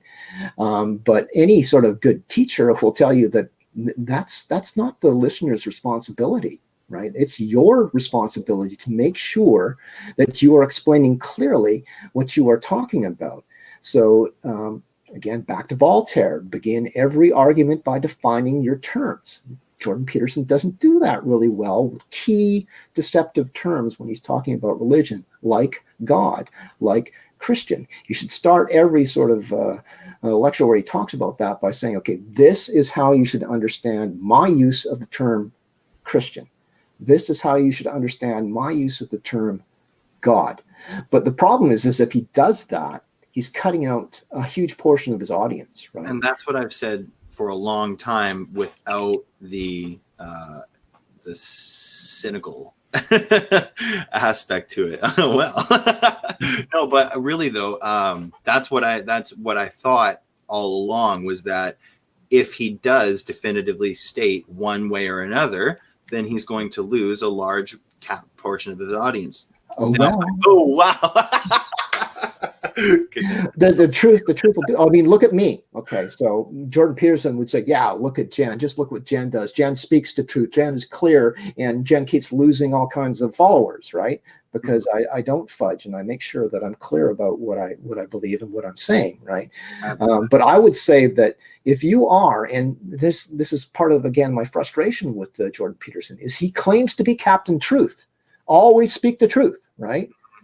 Okay, well, part of speaking the truth, in my opinion, is being clear. Okay, so yes, if he does define God the way he understands it, well, there's a whole portion of Christians that are just going to march out angrily, and he's going to lose them. But that's the price of sticking with the truth. Okay, and it has to be like, if you're interested in truth itself for its own sake, you have to be willing to pay that price. It makes the job harder, and it takes longer. I'm your perfect case in point there. But if you're dedicated to the truth, you're going to pay that price. And, I might not have such a big problem with Peterson if it weren't for that thing, right? In terms of his not clearly defining things. And also he's got this Marxist thing that drives me crazy. But that's deceptive, okay? So to me, that is, I think he's creating a cult. And he's creating this broad cult, and I think that's dangerous. And I don't have so much problem with his sort of psychological reworking of Christianity, right? That's been done before, right? That's been done by Joseph Campbell. That's been done by Mircea Eliade. That's been done by Carl Jung, actually, too, right? So it's been done before. It's not particularly new. So if that was just what he was doing, or if he was, like L. Ron Hubbard or whatever, and he was trying to create a cult, okay, you kind of expect that. I don't get like ferociously angry when I think about L. Ron Hubbard, because I kind of know what he is and what his agenda was, right? But when you've got somebody who's claiming to be all about truth, right? That's what irritates me. Right. That's what really irritates me about Jordan Peterson. And because he's got these connections to sort of the establishment and stuff, and because he is, in my opinion, spreading a fake Red Scare, right? That is very annoying to me. And that's sort of the heart of my problem with Jordan Peterson. But I don't have a big problem with the way he interprets Christianity. He's welcome to that, but the way he delivers it, I think, is deceptive. Mm-hmm. I can't disagree with you, which is shitty, but but see, you kind of just take away everything that I said, where my defense would be, because that's exactly it, is that there was a lot of value from his psychological interpretations of the things that are in the Bible. Yeah, but I told you before, though, Andreas, that everything all the sort of compliments that you pay to Jordan Peterson in terms of, well, he changed my life. He made me think about things that I never thought of. My life is so much better for having sort of incorporated Jordan Peterson's philosophies and suggestions into my life. Everything you can say about that can be said about L. Ron Hubbard. And Scientology. You can find people who say the exact same things about Hubbard, right? Or any cult leader, right? But that wouldn't be, I don't think that that's a fair comparison, because I think it is. You get into Sea Org, the things that Scientology has brought to humanity throughout its removal of family members from each other, the lack of pay, you don't think that Jordan's separating families when he talks about the evil postmodernist neo-Marxists and this, idea that there's going to be gulags everywhere if these evil Marxists are allowed to? You don't think that is going to create friction within a family unit? I mean, if your kid's possessed by that kind of ideology, some of them are, right? But are we saying that that's a correct ideology to believe in? It's not like it's not okay. So the comparisons between Scientology and Jordan Peterson are not not absolute. Okay, sorry. Okay, we're talking about extremes. Jordan doesn't talk about spaceships and all this type of stuff, right? Okay, so I'm going to concede. You're trying to say is the betterment of your life through through my words, through my philosophy here. Right. So Scientology improved people's lives. Yes. There's just no way to deny that. You can find legions of people who would say Scientology made me a better human being. Mm-hmm. Okay. Yeah, you've got the family breakups and stuff, but you can make that argument to a lesser degree with Jordan Peterson. What I would say about Peterson is that, unlike Scientology, I think Peterson is more of a threat than Scientology, in the sense that instead of breaking up the family unit, what he is doing is helping to break up society itself into these two hostile camps, right? The evil leftists and the sane right people who whatever. So I think it's causing friction in like he's a polarizing force in society rather than bringing people together. He's creating these two hostile camps where it's the evil neo-Marxists, and anytime somebody does that, I regard that as a bad thing. Because whether you're talking the left or whether you're talking the right, I would say that we have more in common than we hold separately. Right, but once again, the thing is that he's creating these hostile camps, and he's doing it in a deceptive way. Okay, because he talks about he tries to imply essentially that the worst problems in society today are caused by these neo-Marxists. Right, but the neo-Marxists don't run our society. Okay? No. You're absolutely right. And that's kind of where, like at the beginning of this, I said where I was being disillusioned by the left and the right. I've started watching these two commentators, I guess you would call them, Revenge of the Cis. I think I talked to you about them a couple months ago. I was on their show once, yeah. Yeah, you said that's where you said that. And so, and I mean, like they're two guys that are on YouTube, but their bigger focus, I guess you could say, is punching right. They show exactly how far the right goes to do exactly what we all complain about. And another one that I was made aware of is watching the interview with Milo Yiannopoulos and Jordan Peterson. Milo was removed from CPAC because of the right establishment, because he wasn't right enough. And I know that his remarks about pedophilia were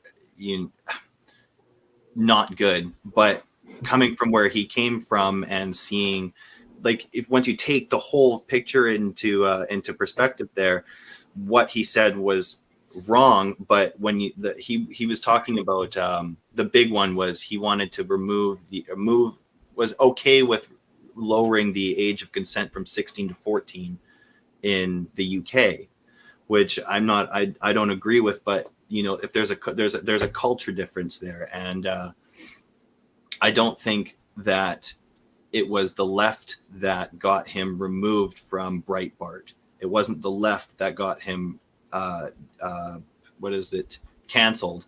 Mhm. It was the right. And The same thing, same thing with Yaniv, right? It wasn't the right that got Yaniv driven out of sort of positive spotlight. Mhm. It was the left. It was Morgan Oj throwing Yaniv under the bus, and so much of the left community saying, "Okay, this person is not part of us, right? Go away." And so both sides are very capable of eating their own, Mhm. and that's where so I would say probably over the last 8 months, it's started to, I've changed my focus from, libtards and MAGA 2020. And I mean, any, silly right-wing ideas. I far more empathize with your idea of this top down aspect rather than left and right. It's pretty easy to illustrate when you really get down to it, that the world is controlled by the financial corporate elite, and they are not Marxists, right? Not a Marxist bone in their body. You just look at the history of the CIA, the history of U.S. military inventions in Central and South America, and what you will see is that any place where Marxists have become a legitimate threat to the interests of corporations, the U.S. establishment has responded, and they have responded with murderous brutality to snuff it out. So when, like to say, that big problem with Jordan Peterson, when he's going on and on about this neo-Marxist conspiracy, essentially, it's like, there's more to it.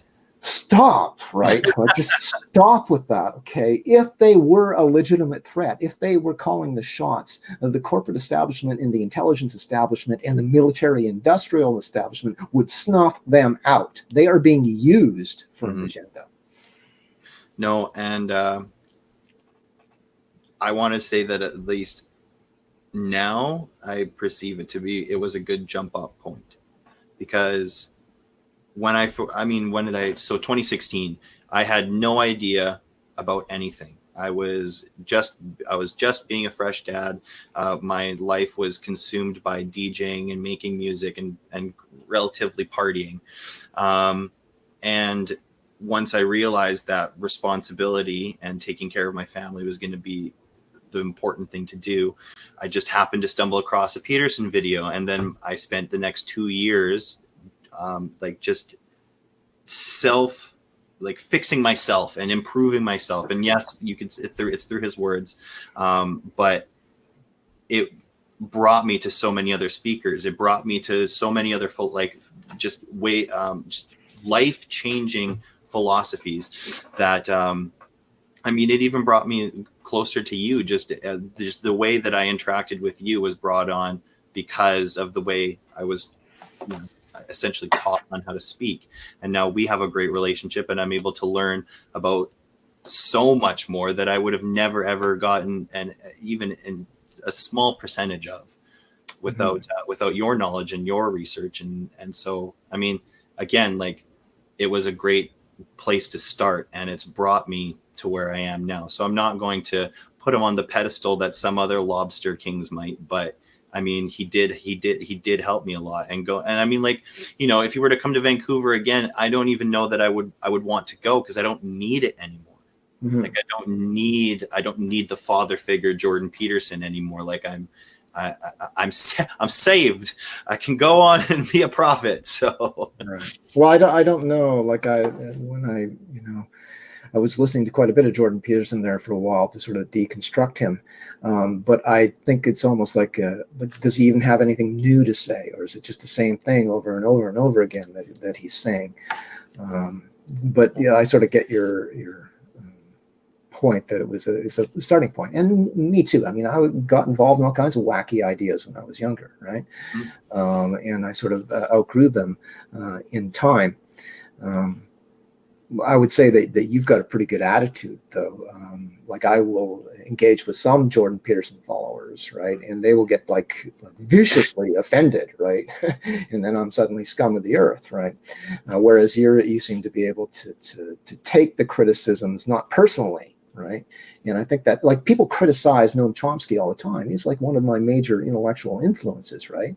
And of course, the right has come at him pretty hard and said nasty things. I don't take that personally. It's like, okay, well, that's what you see. Here's what I see. That's the attitude to have. So when I go at somebody, and this applies to Megan Murphy too, right? Whether I'm going at Jordan Peterson or whether I'm going at Megan Murphy, you shouldn't be taking that personally, right? And you shouldn't be coming back at me personally. You should be going after what I'm saying and saying, oh, okay, well, no, that isn't correct because, right? That type of thing. So you've got a pretty good attitude that way. No, it's exactly how I feel about the subject. Like, your condemnation of Jordan Peterson isn't an attack on me personally.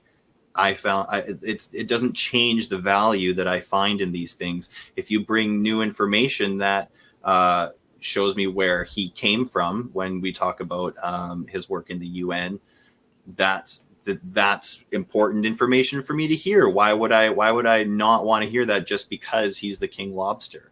Mm-hmm. If there's important information, if this is trackable data, then absolutely I want to know why he's saying these things, why he's taking the political dribble out of what bill was it?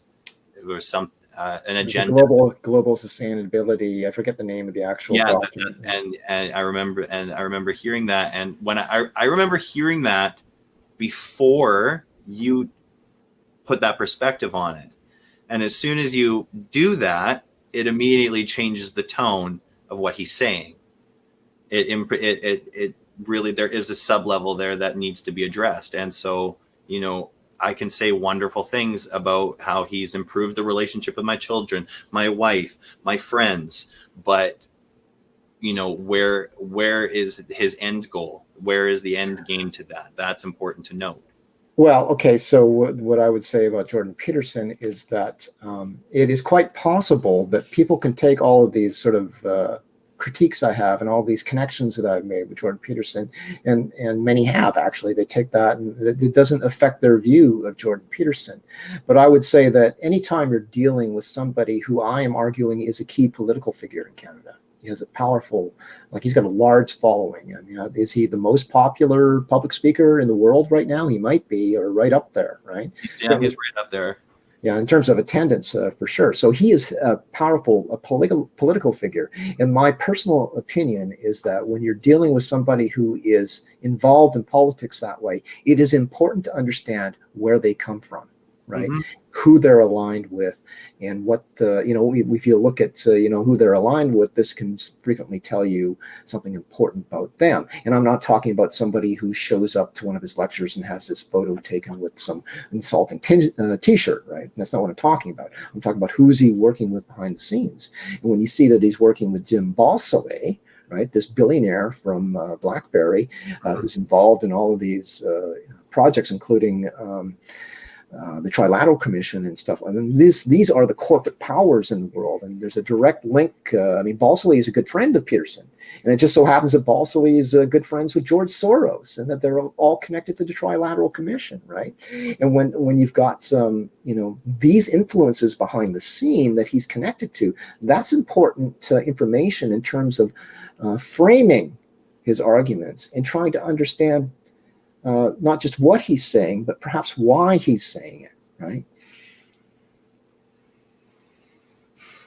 Just a lot to sit on. Yeah, right. Anyway, so we got a question here. Someone's saying, are there any other religious groups in Canada involved in this debate? Muslims, for example. I think that, I haven't had any sort of dealings with other religious groups other than the Christian community. I know there is some concern in the Muslim community, and some other leading players in this debate have suggested to me at different points that we should sort of try to rally Muslims. If people haven't noticed, I'm a bit paranoid though, right? So I'm very sort of okay, Muslims, I don't really have a problem with Muslims being Muslims. If you look at the Nation of Islam, the United States, they've been Muslim for 60, 70 years and haven't caused any problems in the United States. So Muslims can live among us and be peaceful and productive, regular citizens in society. So I don't have a problem with Muslims in that sense.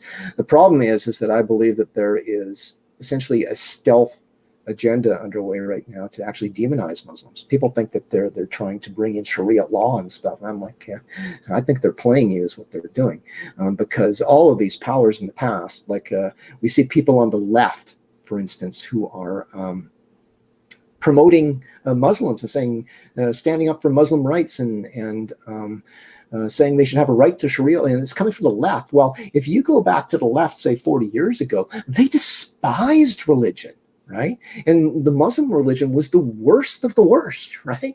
And now all of a sudden there's been this big change where they're sort of welcoming in the Muslims and saying, no, let's protect Muslim rights and stuff. So when I see that, I say, okay, well, wait a second, what is going on here?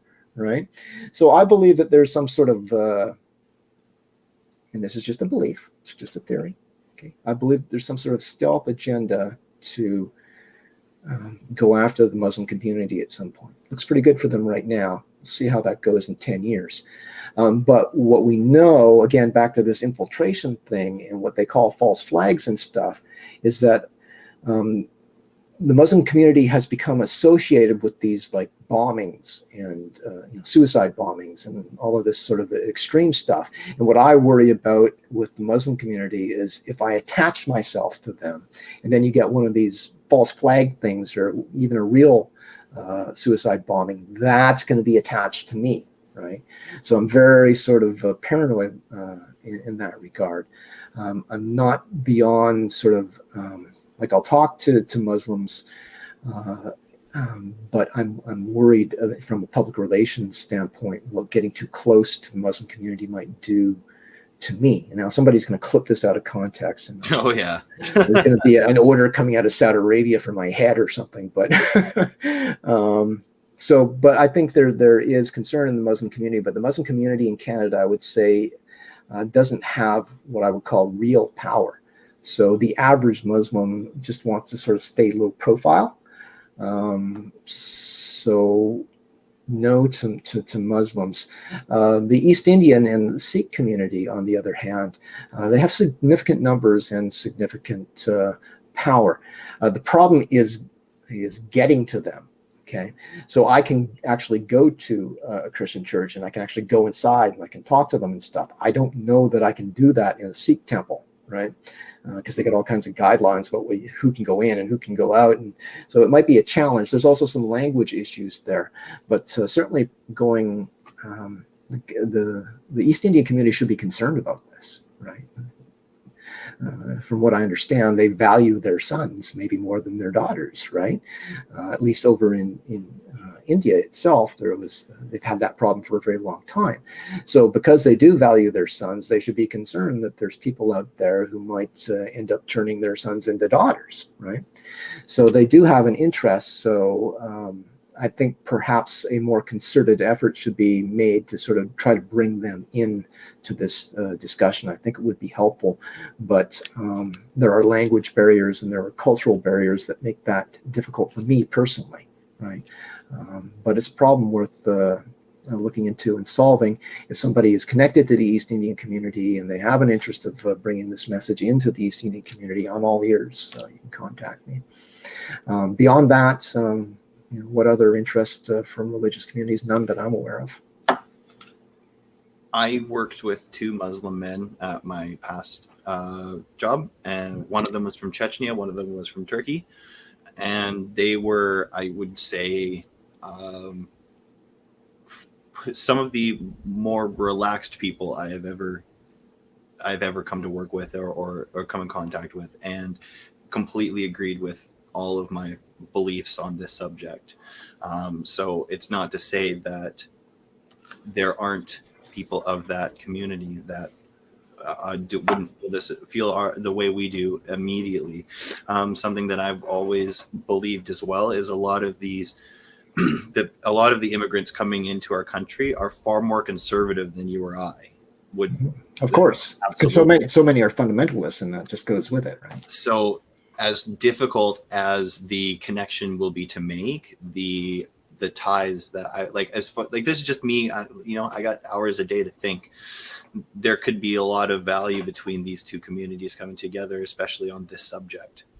Right. It's a difficult It's a difficult thing to deal with. And I wonder if that's why they've been so pressed to make these people out to be bombers and terrorists and breakers of the peace. Because if I we mean, don't want to talk to them, if we don't want to integrate with them, then we can't work together. well, I mean, my opinion, and again, it's just my opinion, is that there is a move on to eradicate the Muslim religion worldwide.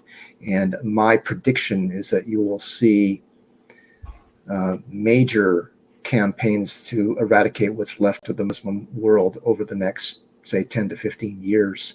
But the thing is that it's hard to get public support behind something like that. So what I worry is that in bringing in all these Muslims, if you get a couple of false flag things, the general public could be turned against Muslims quite quickly, right? And if you get into a situation like, say, in Israel, right, where the enemy is everywhere, things could get very, very ugly. That's a big question. How much of this do you think is brought on by, let's call them neocons?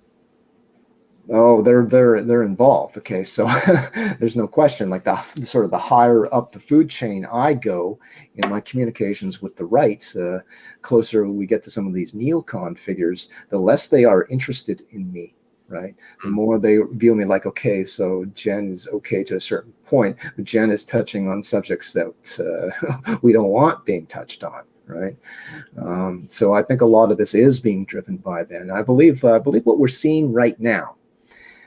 With the transgender debate and some of this other stuff is going on, is we're seeing the largest social engineering project in human history. Okay, they are reshaping society fundamentally. And what I would say is that probably the bulk of the people involved in this believe they're doing the right thing. Right. And it's always sort of been that way, whether you're talking about the Soviet Union or whether you're talking about in Nazi Germany, these people who set up these control states and these totalitarian regimes think that what they're doing is the right thing. So I think that's what we see going on today. So there's just so many sort of machinations and schemes and stuff going on out there that we're in a very dangerous time, and we're seeing historic things happening right now. Like I became aware, like when I was like just doing my public talks in British Columbia and going out and encountering all these protests and stuff in the middle of these talks. And when I started getting some of the video footage back, not just of what was going on outside the talks, but some of the conversations that were taking place in the street between protesters and people on my side, let's say, right? When I started looking at some of this material, I sort of was immediately, like as a historian, because that's my degree, right? My history and political science, right? So as a historian, I began sort of looking at this, and it's like a tingling sensation in my body. It's like, what's happening here is historic. Okay, there's something historic going on right here. We're having men being classified as being able to become women. Nothing like this has really ever happened in history. There is something very historic happening right now. And it needs to be chronicled. So, I mean, I've talked to some other people about documentary value in terms of chronicling what's going on, because what's happening is important and it's big.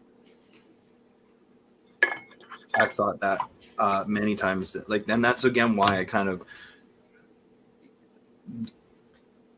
made this, again, to use that term again, is my hill to die on, is because I consider this to be something that affects not only myself but my children and my children's children.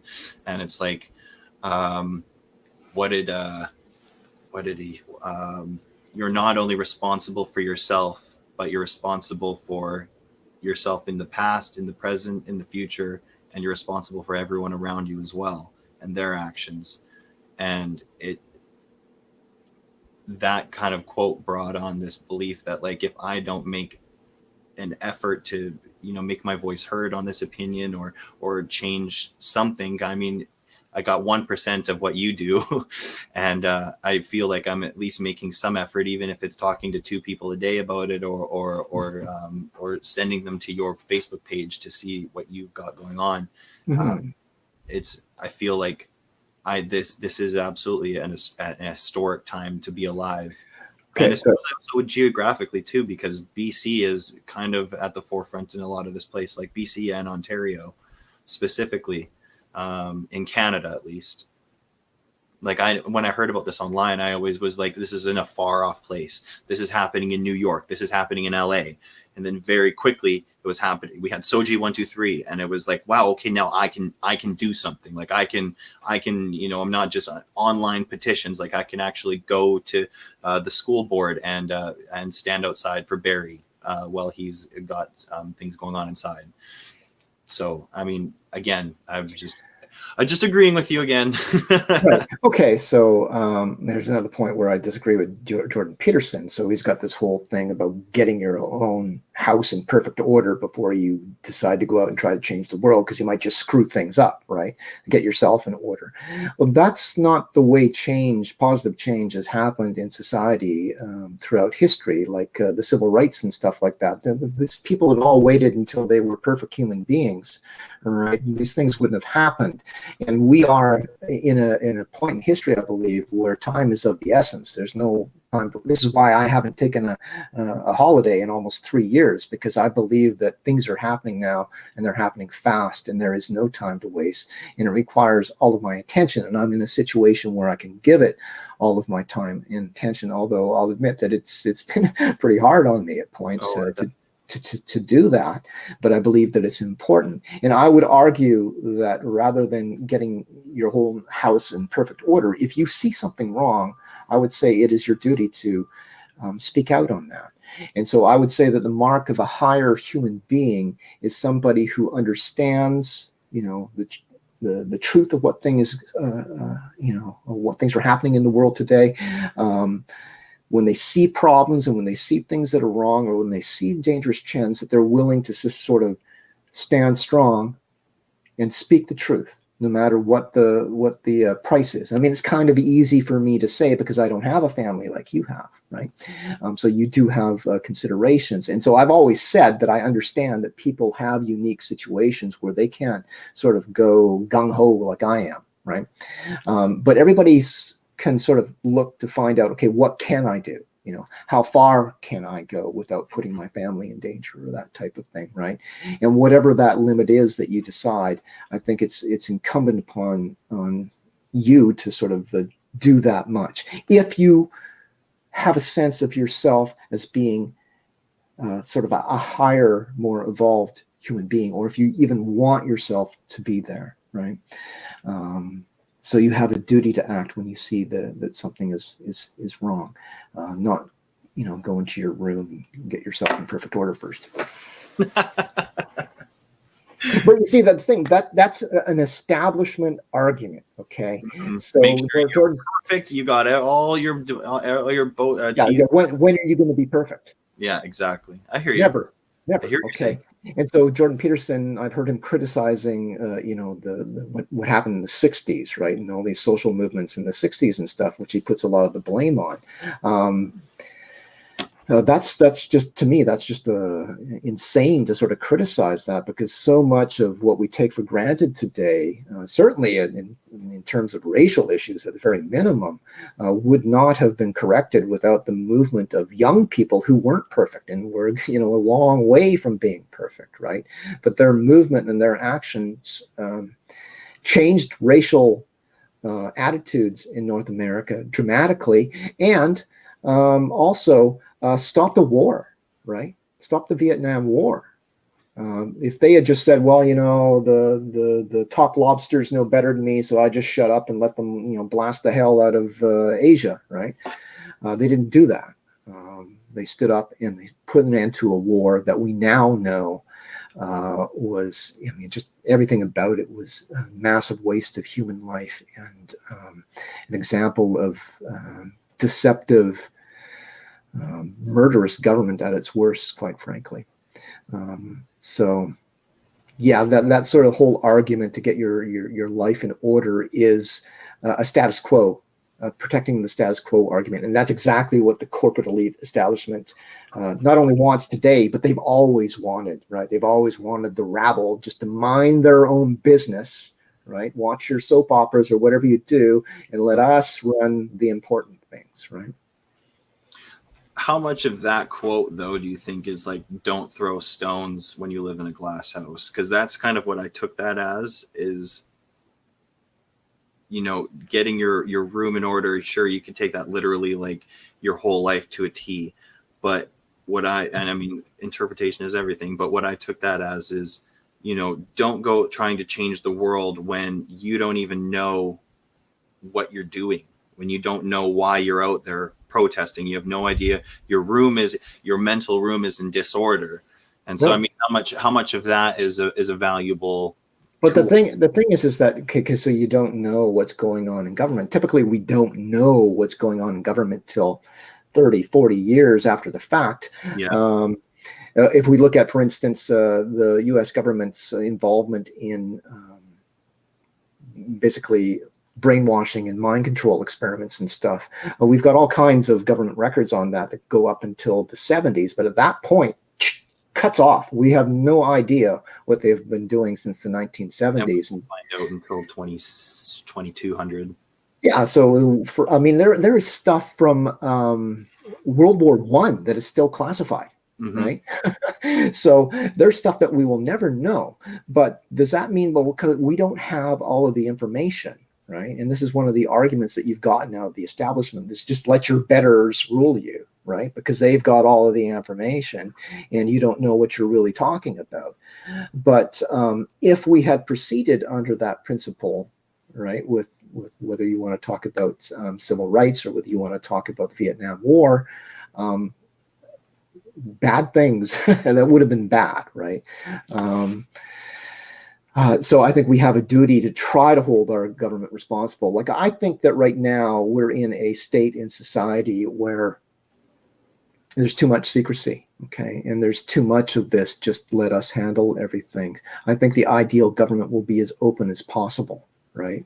And will give you as much information as is humanly possible.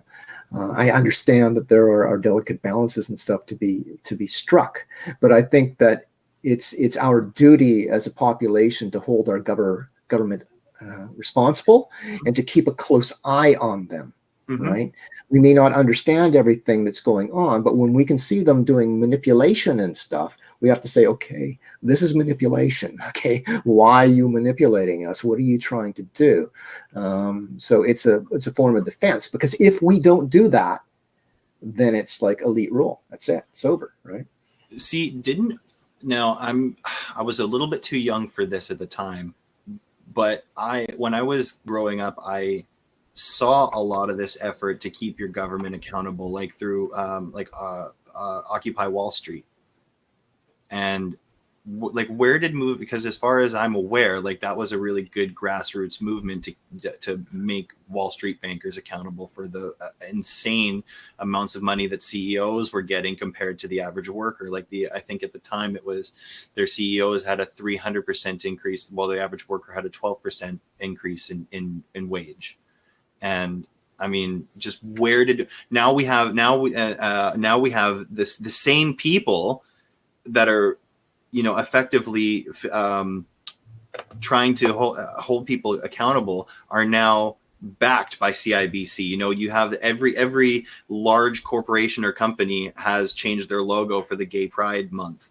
And it's like, so all of these companies that at one point the left, rightfully so, was keeping in check are now their allies because, you know.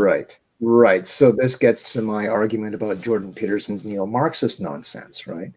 The thing is that, okay, so this is not conspiracy theory. Okay, so not at all. Government agencies infiltrate organizations to monitor them, to control them, in some cases, to manipulate them and use them. Okay, so we know that government does this. Right. And, you'll find people, and I was talking to a National Post reporter, and he was trying to say, that was all in the past. And I'm like, geez, man, don't even go there. It's like, these are powerful people. These are megalomaniacs. They're going to use whatever tools are at their disposal to control society because they're obsessed with that. Right. So when you look at sort of you're talking about LGBT groups and stuff getting funding from Royal Bank and these different powers. So the thing is that, okay, so yeah, they're getting funding, like the transgender movement would have gotten nowhere without funding from the corporate world, period, right? They wouldn't have gotten anywhere, or they would have got like a fraction of what they've got out of this, right? So the corporate community has been flooding money into this. Okay, so why are they doing this, right? And it goes back to when, it wasn't a big issue and they didn't have to. So why are they doing this? And the answer is right back to what the government is doing. Because if you can, you become the source of their funds and stuff, you can control them and you can direct them, right? And if you actually have like infiltrators and stuff, you can get your key people steering the ship in the direction that the state wants to go, but to keep everybody on board by, okay, we don't sort of piss off the corporate establishment because they're giving us all our money, right? So it is a control mechanism. I mean, that's why, this is like political science 101. You go into university, you take political science 101. One of the first things they teach you is that the Democratic Party and the Republican Party in the United States are both funded heavily by corporations. Okay, they fund both sides. So you have the same corporation funding both parties, right? And this is because it's about control. Now, they will frequently hedging their bets and stuff hedge their bets. They'll go, okay, so it looks like Trump is probably going to win, so we're going to pour more money into Trump. Although, the corporate community is always going to sort of go Republican as much as they can. But if it looks like, say Bernie Sanders gets to be the opponent of Trump in the next election, if it looks like he's going to be elected, they'll send money over to Sanders, right? They maybe already have. I just posted a video, was it this morning? I think it was, of Bernie Sanders posting some sort of transgender nonsense on his YouTube channel, right?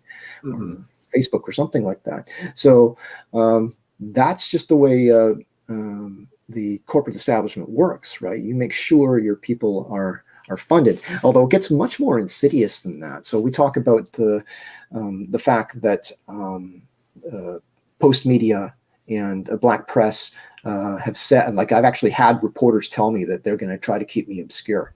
Like, this was their agenda, right? They actually came out and said that to me.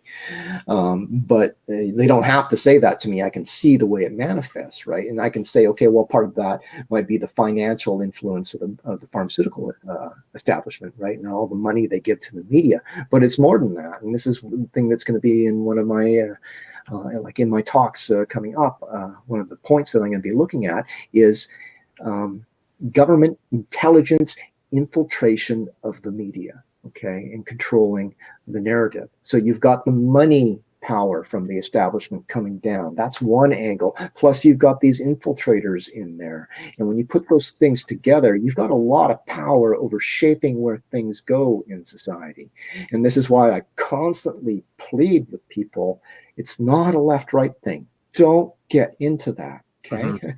Top-down thing. That's the only way you can understand what's going on today. It's unfortunate, but I think you have to go. I mean, unless your IQ is up there, but I think you kind of have to go through that first. Like, I had to go through a lot of these steps first.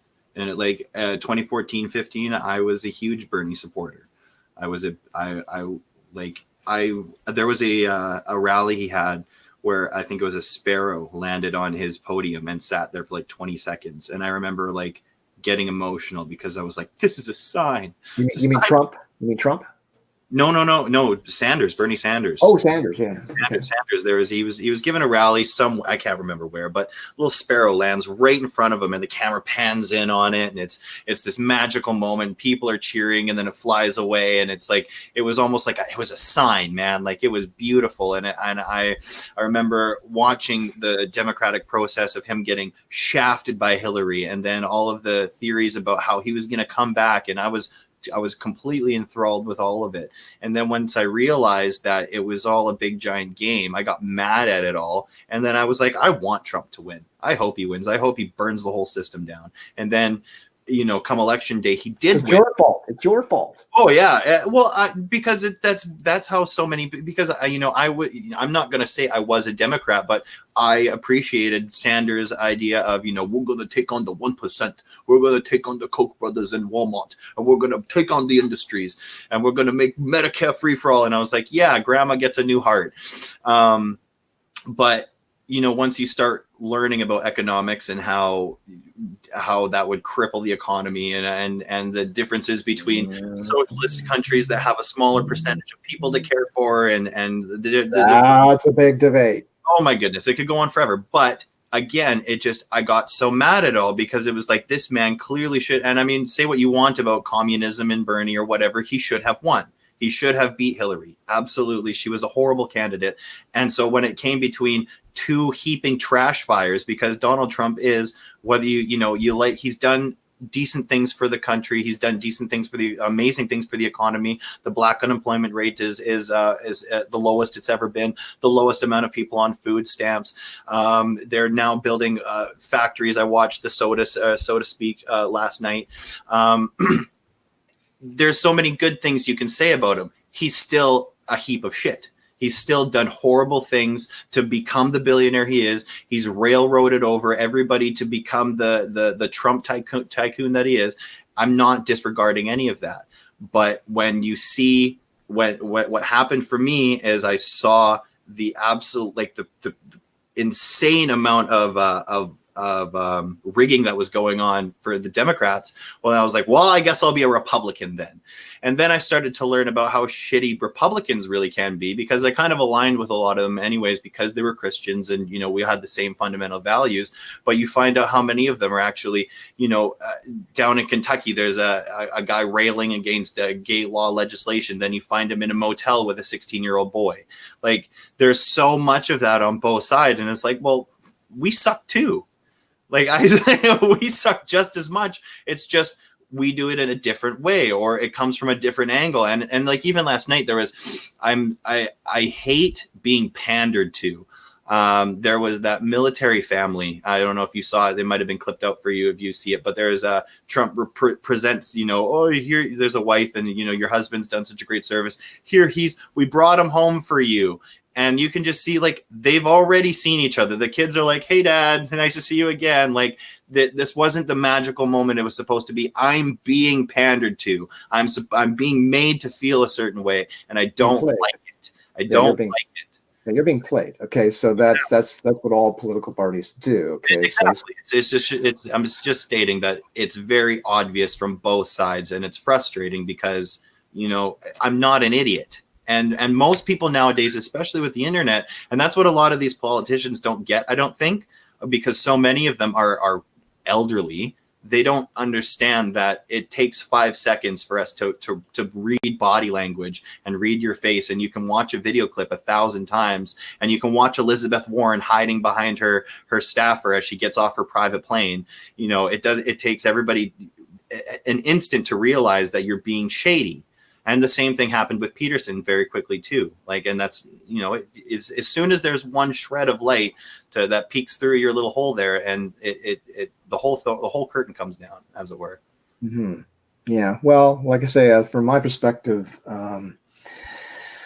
left to right, these are boxes. Okay. Yep. So I will describe myself as, left-leaning, or as even a socialist, but that's because I define socialist the way it always was, which Jordan Peterson tries to equate with communism. They're quite different things, right? Communism is a type of socialism, right? Mm-hmm. But they're not the same thing.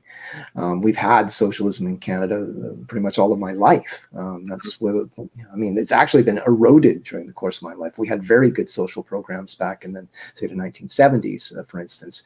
Starting in the 1980s, I would say there's been sort of a corporate chipping away at that. We won't get into the whole thing, but you have to sort of be aware that these boxes serve the establishment, right? Because they want the left fighting the right all the time, and that's what Jordan Peterson does so well. Is creates the demonic image of the left, and then you've got these right people following them, and they can sort of go at each other. When what they really should be doing is looking at who's at the top. Mm-hmm. because that's where the power is, and that's where so much of what's happening in society today is coming from. So whatever your inclinations are on any given policy, right? Like we almost need to get rid of labels and just take issues issue by issue, and work towards, in my opinion, wrestling control away from the corporate establishment, because right now they have virtual absolute control. Although I always have to sort of be careful when I say corporate establishment, because it's bigger than that. So it's a corporate elite establishment. So there's old money, for instance, right? And an old boys club, basically. And they all sort of are intertwined at the top of society, what I call the establishment.